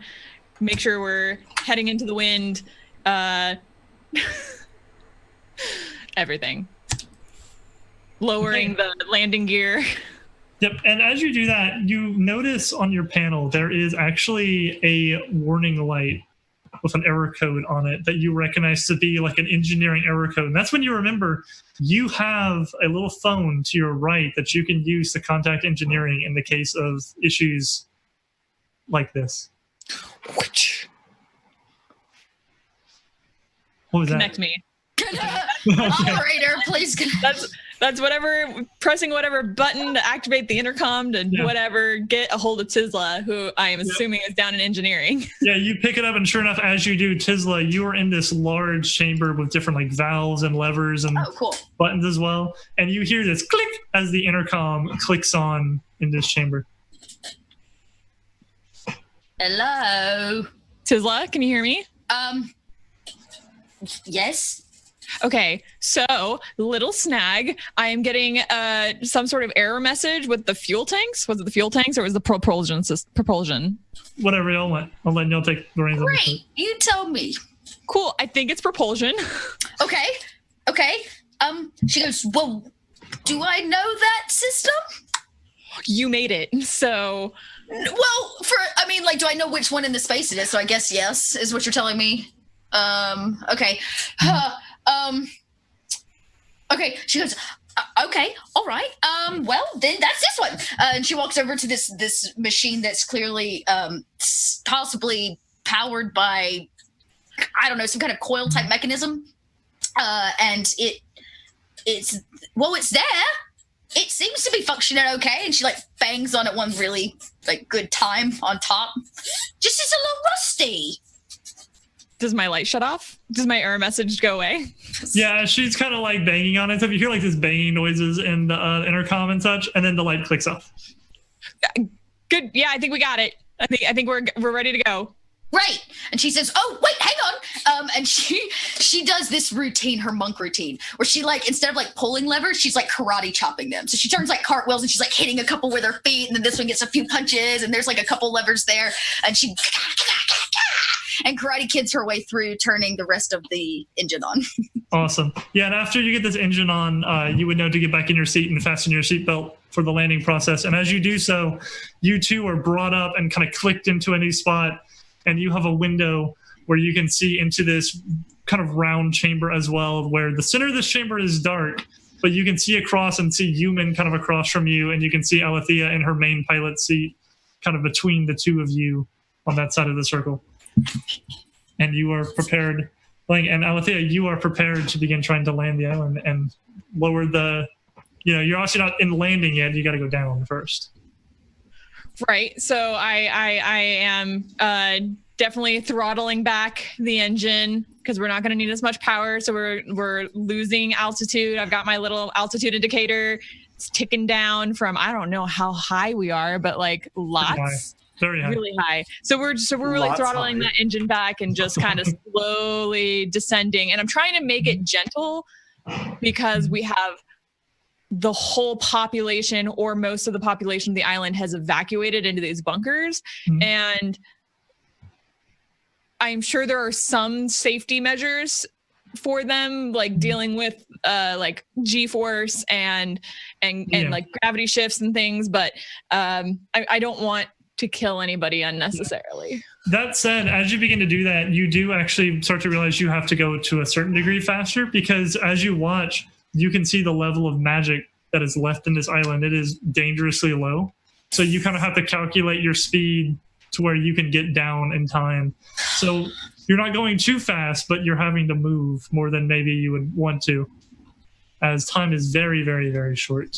Okay. Yeah. So I speed it up a little bit, and I try to like ride some updrafts of, this thing's not meant to glide. It's meant to land.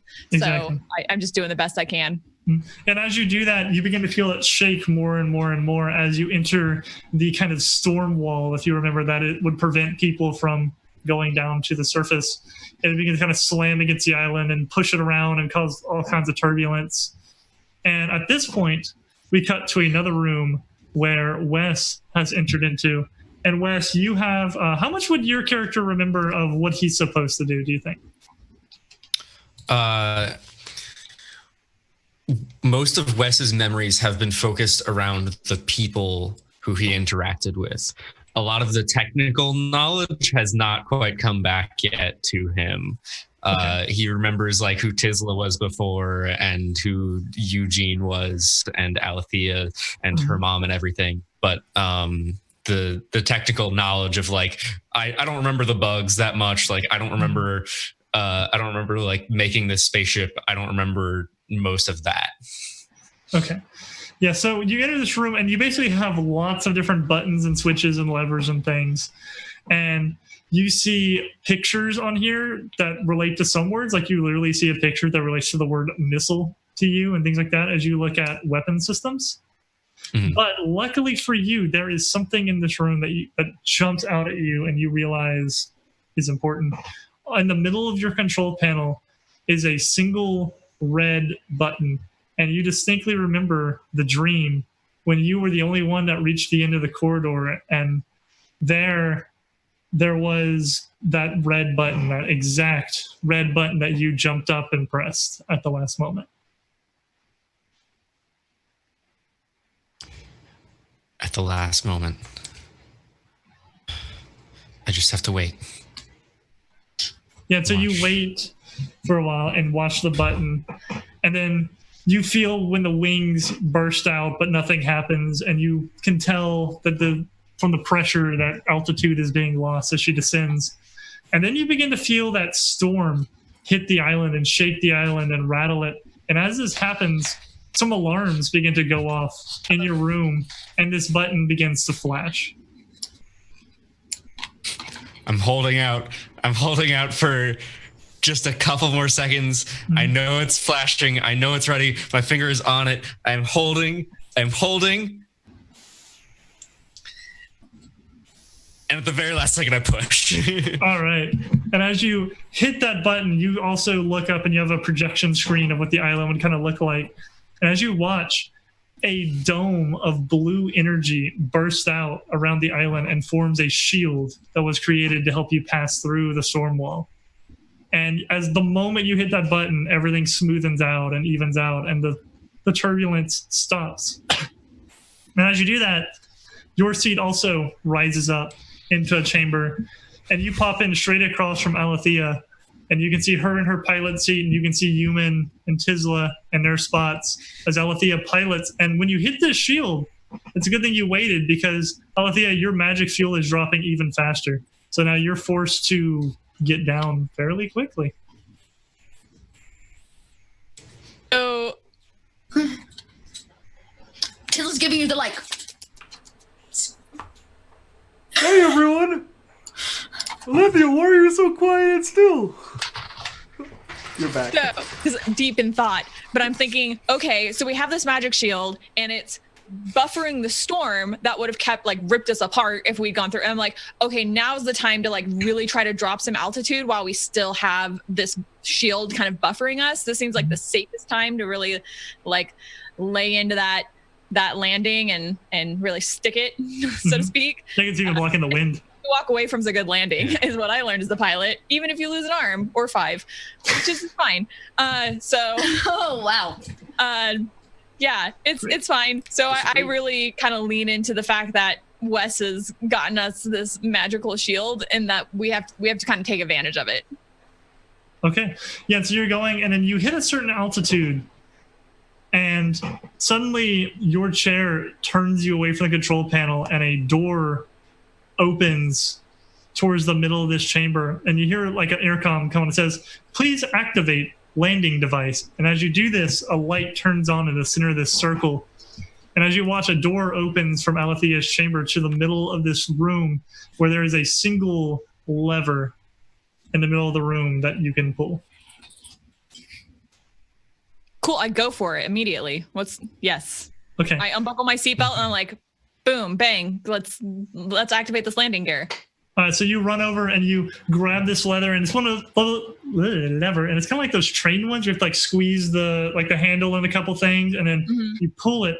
And when you go to pull it, you hear a snap sound, and the whole lever just comes out of the mechanism and has detached before you can activate the landing device. I have sticky silly string that I got from the webby spiders, and I am fixing this problem. I don't know. No. So I reach in my pack. I've got a canister of silly string, and I just filling it that foam, that expandable foam that you put in. Great stuff. I love great stuff. Yep. And I'm shoving it in there, and I'm like, Yeah, you're trying to work it in there, and like you'll kind of pull it some, and it kind of gives a little bit, and it comes out because the sticky stuff isn't strong enough, and you're kind of trying to like work it really fast because you know you're losing altitude. Yeah, somebody has to fly this thing. And as you're doing all of this, you suddenly hear the voice of Anna from up above you, and she goes, "Alethea!" And she throws something down to you, and as you watch, the blue staff with the vines all down it is thrown down to you, and you can catch it. And you realize that it's a perfect, absolute perfect fit. And I just... And you start trying to pull on it, but because this isn't, you don't have the grip piece anymore, you realize that it is too heavy for you to pull by yourself. I know strong people, many strong people. So I just look to the council of pilots and team members, and I'm just trying to catch somebody's eye, just like, I'm coming! I can't get out of this chair! I'm trapped! What's not the getting trapping in here? So Anna will drop down, and there is like a little like emergency door all of you can open from your room. So she runs over to humans and swings it open and starts unbuckling his seatbelt for him. Oh, thank you so much! And he comes out and he runs over. Oh, he picks her up, puts her outside the door. You're like, I got it! And he yanks on the mechanism here. Yeah, so Alethea and Human and Anna all pull together, and they are not strong enough to move it still. No! We need strong people! Can I see this happening? Yeah, y'all are all in these little rooms, and y'all have y'all's little doors that can enter this. I did so all the doors open, so I'm not trapped in my little. Okay, I come busting through.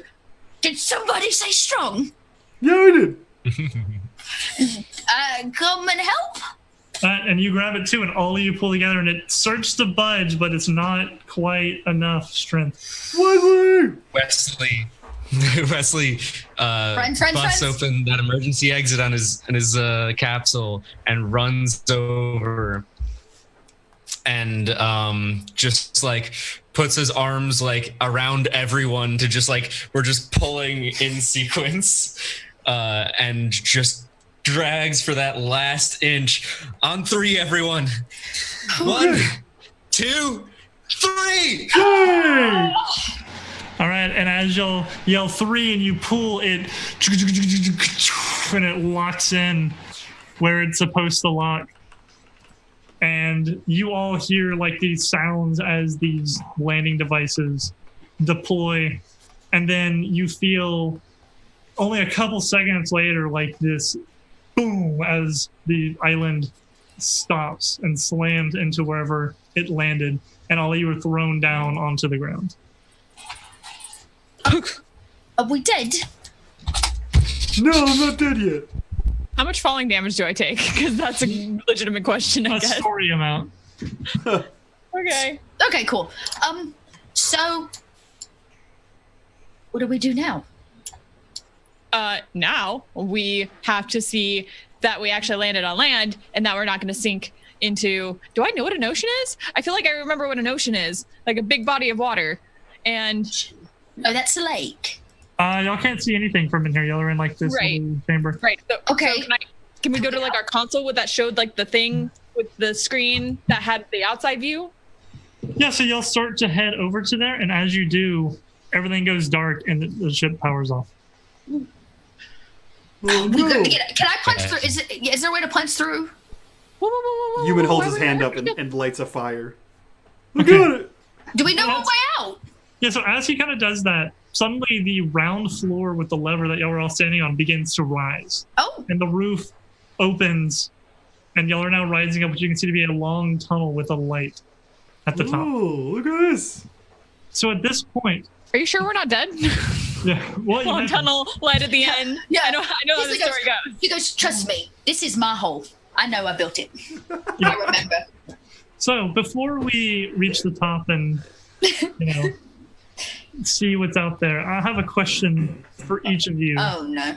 And we're going to start with Wes. And we're going to kind of work our way around. I want to know, now that you've made it to the surface in a world that needs to be rebuilt, what do you do after this adventure is over?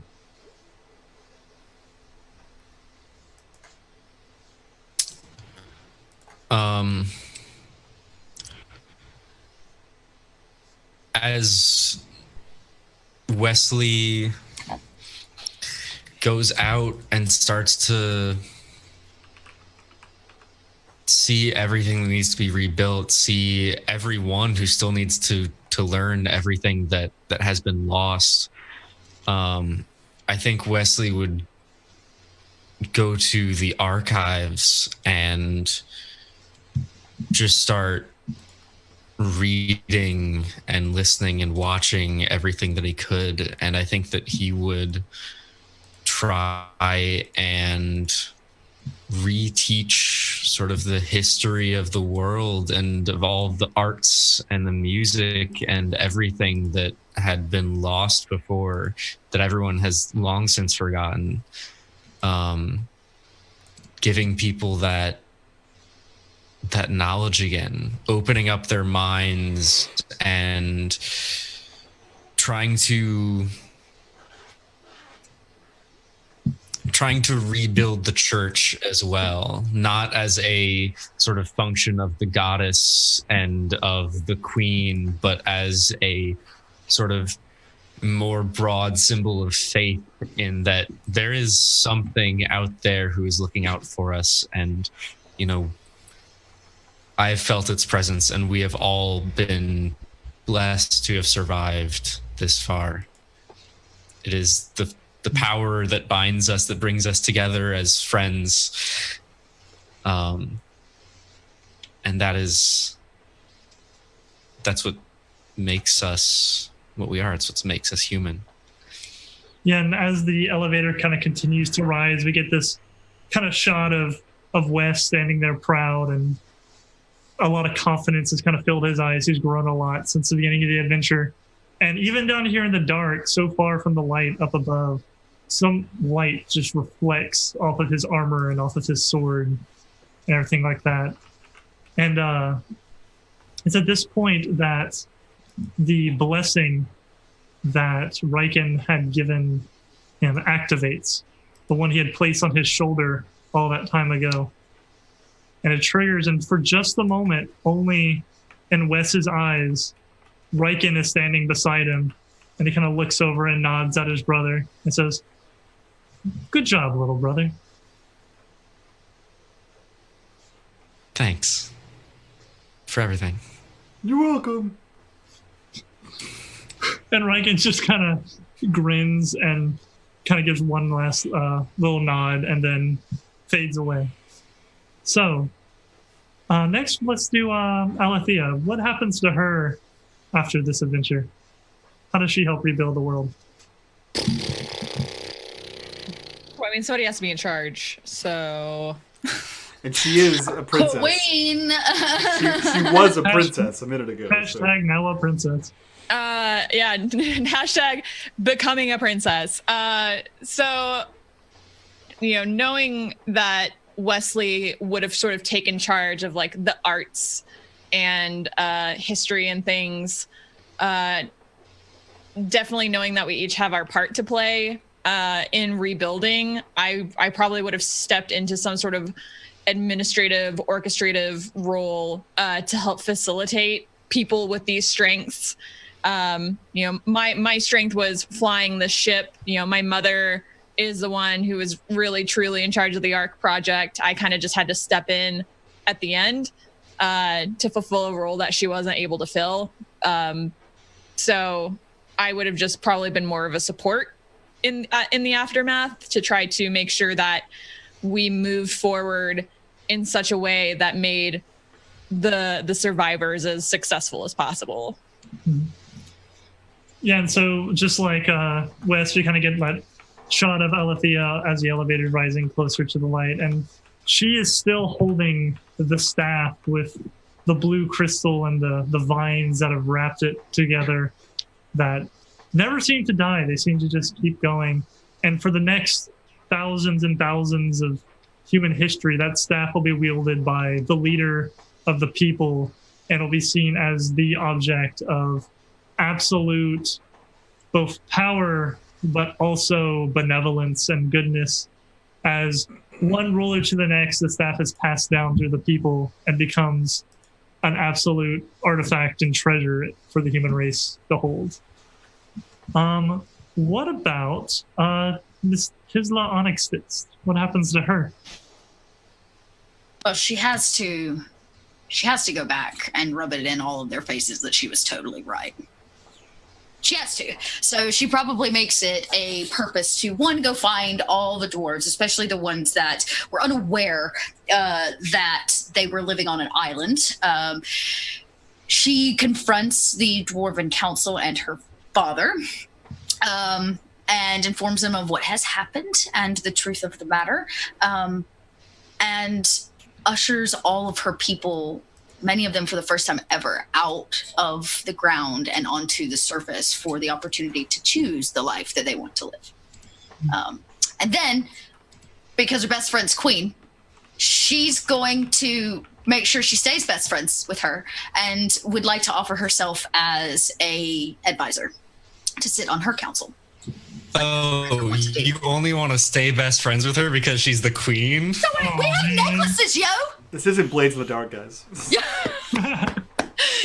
yeah, and she, she basically comes to Alethi and says, the only thing that's ever been important to me is that people have a choice in their lives, and we all have a new choice, and I want to make sure that I stand for the people.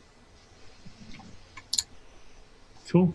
Yeah, and we get that image of Tisla as well, kind of standing there on the rising elevator as well, just kind of got this little grin on her face, like, I can't wait to rub it in all of their faces when we get out of here. And so she's just kind of grinning and nodding. She probably brings up her fist and, cracks her knuckles, and a rock pops off. And, she's probably like practicing to herself, I told you so. I told you so.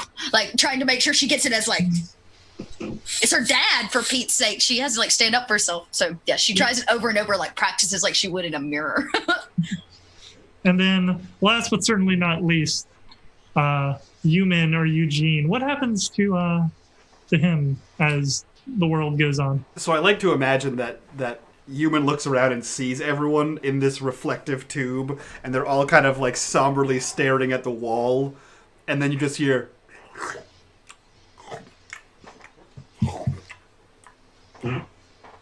what's everyone looking at? As he does not understand why everyone is staring at their own reflection, in deep thought. But to answer what would Human do once he reaches the top, he would immediately plop down, crisscross applesauce, and begin casting a spell. Because why not? Or he would attempt to, at least. Yep.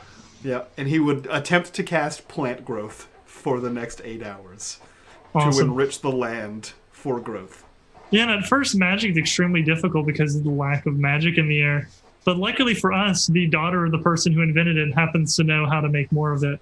Perfect. Using the laboratory. And so magic can be remade and circulated, and the secret is kept. Excuse me, since when?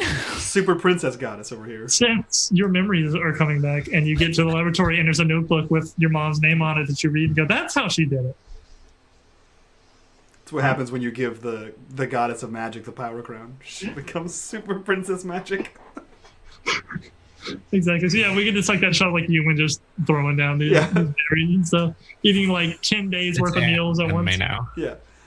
Friendship is princesses, apparently. Super princess magic ago. Yeah. Yeah, so we kind of have these shots of all the characters, and then the elevator reaches the top, and all of you are on the top of what used to be a snow-capped mountain, but now is not nearly as cold, with the elevation much lower now. At first, you're blinded by the sunlight as it comes in, but you kind of shield your eyes and get accustomed to it. And then you look out off of these mountains, and you see first that you have landed in water, in an ocean. And this view is incredible to all of you. This water, as far as you can see, all the water you've ever seen has been little rivers and lakes and, maybe some snow that's melted. And now you see water in one direction as far as you can see out to the horizon. And then you notice the land that you've landed near. And it is breathtaking, to say the least, from seeing, these kingdoms and all to now seeing this, where you see first the landscape, which is very barren right now, but can be regrown and rebuilt and harvested into new life and new plants, as Human is already beginning to start casting his spells. And then you pan over to the city, where you've landed near the last city of human civilization. You see towering buildings that must rise over 100 feet for some of them, and their sides are made of incredible reflective glass. Much of it is broken, but some of which it's still reflective in the setting sun as you look at this scene. And then the thing that's perhaps the most breathtaking of all is you look out, and there off the shore of the city is an island. And on this island stands a tall statue of a tall woman of green holding a torch in the air, and once again is welcoming new people into her land as you become not only the saviors of humanity, but the saviors of Earth itself. And that has been Island in the Sky. What have you done, you damn dirty apes? Yeah. That was dope. I was hoping there would be a reference there, and I just didn't know how to make one. Yeah, don't worry, Speedy, I got you. You damn dirty apes. You ruined everything. That was awesome. That was cool. I mean, I think we kind of expected the pseudo future ending by the time we get to the end, but I don't think any of us expected the actual Earth. Super dope. America. Yeah, I know, America. right? That's right, guys. If you were curious where the last bastion of humanity is, it's New York City. When did it not take place in New York City? Yeah. So, guys, we're going to go around, do our introductions, get your thoughts on this campaign, and then that's it, guys. This is the last episode of Island in the Sky. If you guys missed out, go check it out on YouTube. If you guys are new here, follow us, hit us up in that Discord. That's the hub of the community. We'd love to have you there. But let's jump into it with our cast here. So we'll start with Chelsea. Chelsea, who are you? Where can we find you? And what did you think of your time in the sky? Okay, yeah, I'm Chelsea, better known as Little Red Dot, mostly online, where you can find me playing tons of tabletop RPGs on awesome networks, just like this one.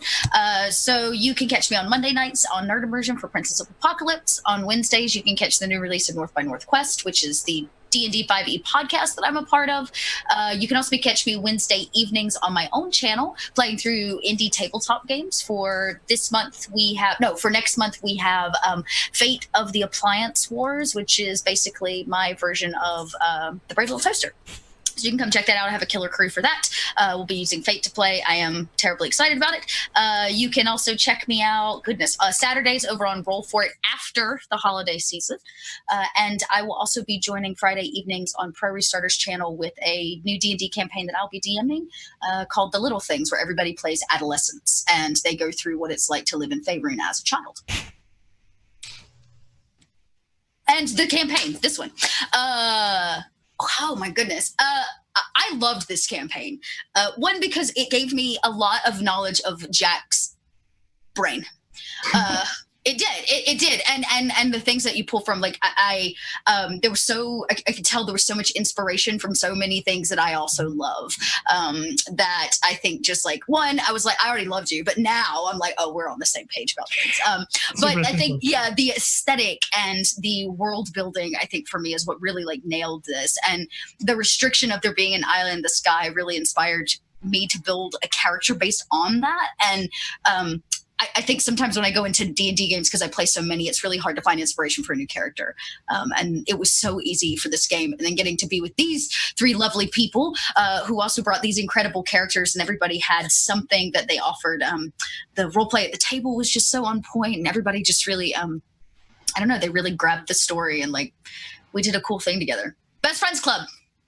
And it felt awesome. And it was such a great ending, and not in the like, oh, catastrophic ending, or the like, well, you'll have to tune in next time kind of ending. Just this like really great into a story. And all stories deserve a really great ending. And this one felt wholesome and complete. I will say it's the super Best Friends Club. I'm so sorry. We're not any best friends. Yeah. We are the super best friends club. It's fine. Like, we're not going to kick you out of the super best friends club just for getting the name wrong. You can't kick me out. I made the necklaces, yo. That's true. You are the official jeweler of the super best friends club. Official necklace maker. I have a feeling Tisla opens up a jewelry shop. They're made out of you. That's true. Then they are made out of literally my stones. Yeah. Let's jump right over to Speedy. Who are you? Where can we find you on the internet? And what did you think of your time in the sky? Well, first off, I'm Speedy. You can find me everywhere as Not So Speedruns, Twitch, Twitter, Instagram, whatever. You can also catch me coming in January on Scraticus's channel on Thursdays at 10 p.m., where I'm going to be playing in a new campaign set in space, jammed by Laughlin Lindy, called Completely Legitimate Business, which I'm sure will be just that. Just a fair completely not legitimate campaign with a lot of transactions. Yep. Are you gonna be a wholesome good boy in that too? No criminal activity whatsoever. Sorry? You need to be a wholesome good boy in that one too. Yeah, totally. We'll see how that goes. But yeah, that's gonna be super fun on Scraticus' channel. I'm also going to be on Encounter Roleplay next season on Fridays, I think, playing in a Witcher themed campaign, which I'm excited for as well, to learn all about that world and stuff. Nice. Other than that, I also run a community called Cast Together of streamers supporting mental illness. So if that's in our Discord, all the good stuff. Tonight was absolutely awesome.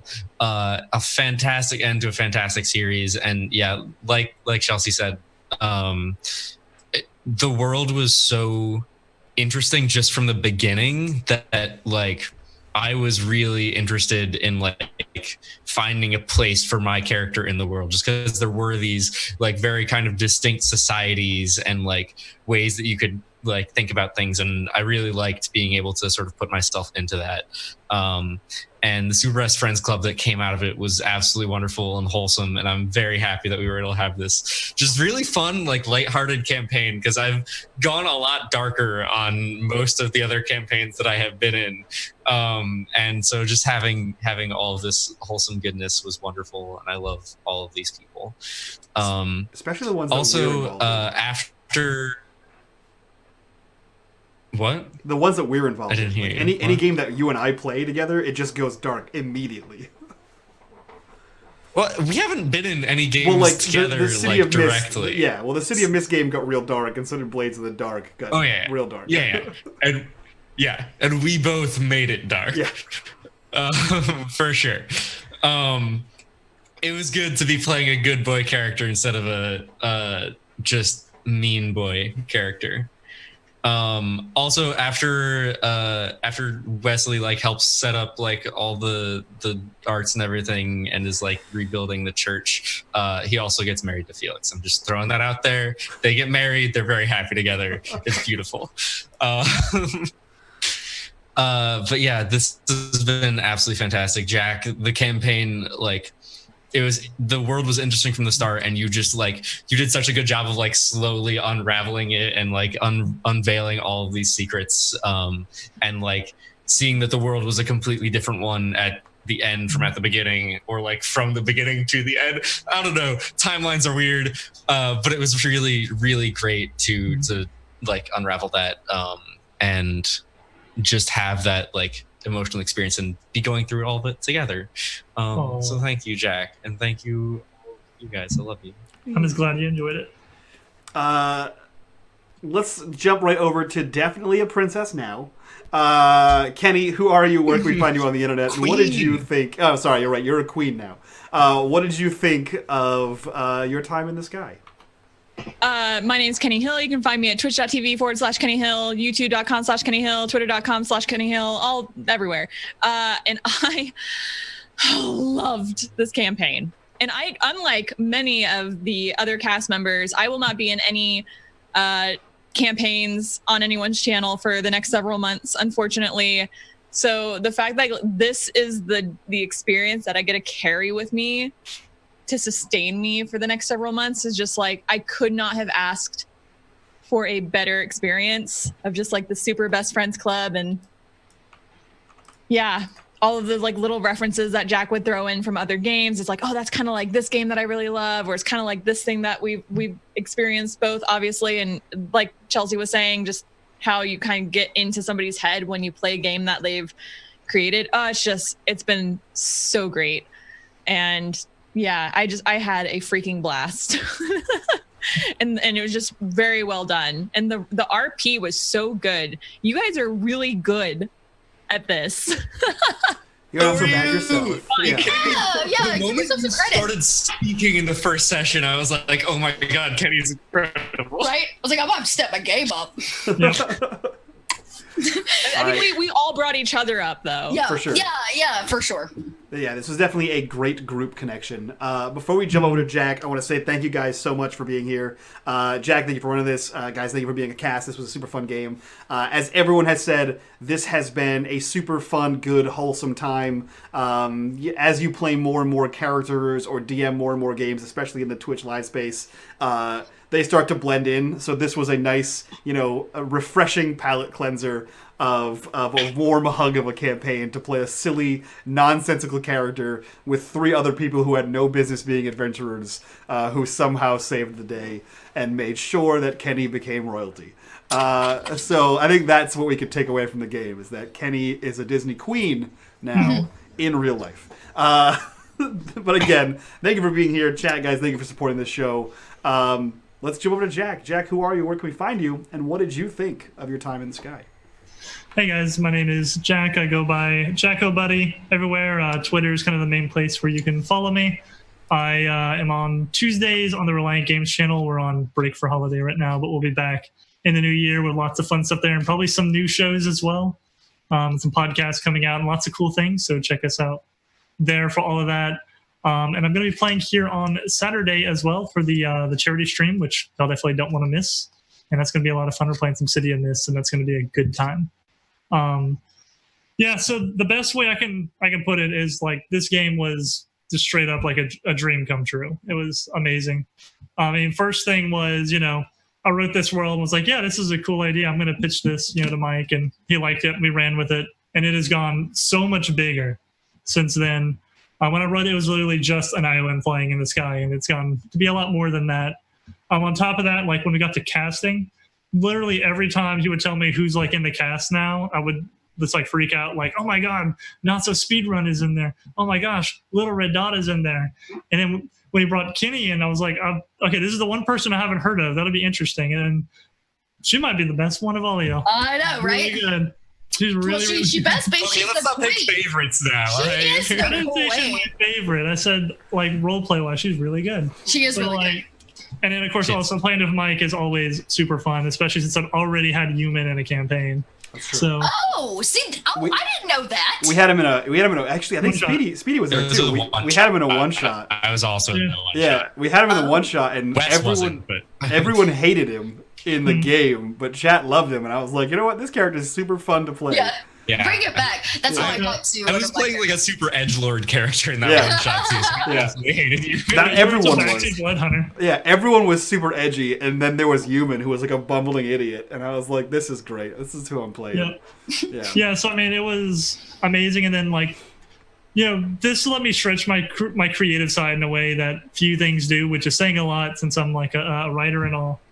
Like to the point where, like the way my creative process works, I don't even know things sometimes whenever they happen, and then I come up with them. Like the contracts that y'all had signed, I did not have an explanation for that whenever I brought them into the campaign. I had a feeling you did it, which is why I stopped asking questions about it. But at the same time, that being said, it was really brilliant because it put a sheer amount of panic in my character. Yeah. Well, and then also it was in my notes. It's not something I came up with on the spot, but I didn't have the explanation for it. I was just like, these are here and there's a reason, and we're going to get to that. And that's the way I write, is I let the world build itself and the characters build themselves. And the characters you guys made were amazing. The reason this campaign was so fleshed out and so detailed was because of the stuff that you guys did. I played off of y'all's choices, y'all's decisions, y'all's characters, and it was awesome to say the least. I want a life-size version of the friendship staff because it's the coolest thing ever. Friendship staff. I want a life-size version of Human, just like hang out with. Like if you would win that giant teddy bear at the carnival, like with that, yeah, yeah, to be stuffed with snacks. That's his. That's his specialty. So you guys are amazing. The campaign was amazing. Could not have gone any better. And I really hope that this group gets to play together again someday. We need to reunite the Best Friends Club. And I hear that. I hear that. What you do is you just take Pathfinder Kingmaker, and then you put it in the Island in the Sky setting, and we have to found a kingdom as the foremost incompetent humans. Ever. Yeah, it's the foremost incompetent people ever to found a kingdom. They had barely any business adventuring. They have no business running a kingdom at all. Nope. I mean, Tesla can't even make a decision which action she wants to use today, so, you know. That is true. That is true. Yeah, guys, again, thank you so much for being here. Again, to the cast, to Jack for running this. This is it. This is the last show of this season. Next year, we have 3 new shows coming out. We have some Numenera coming out. We have a new show called Emberwind coming out from a brand new system. And we have some Warhammer Fantasy 4th Edition coming out. But before that, this Saturday is the final push for $10,000. We are $496 short of our $10,000 charity goal for the year, which means that if we hit that goal, the unMadeGaming team will have raised $10,000 for sick kids in hospitals. So come out Saturday, 10 a.m. to 10 p.m. Check us out. We'll be streaming all day long, doing 4 one-shots. Jack's going to be there. It's going to be a good-ass time raising money for a good cause. If you guys aren't following, hit that follow button. If you guys are not in the Discord, get in the Discord. And check out our sponsors while you're doing that. We are sponsored this season by the... That's not how you spell sponsors. Sponsors. We are sponsored by the Dice of Rolling. They're a full set of polyhedral dice with optimized quantities for D&D 5e. We are also sponsored by Jack's very own Reliant Games for all of your podcasting needs, uploads, editing, and hosting. Go check out Reliant Games on Twitter. Yeah, check out our Patreon, because that's where all the magic happens. And that's it. We're gonna get the hell out of here and go raid one of our friends. So that being said, for the last time, bye-bye. Bye-bye.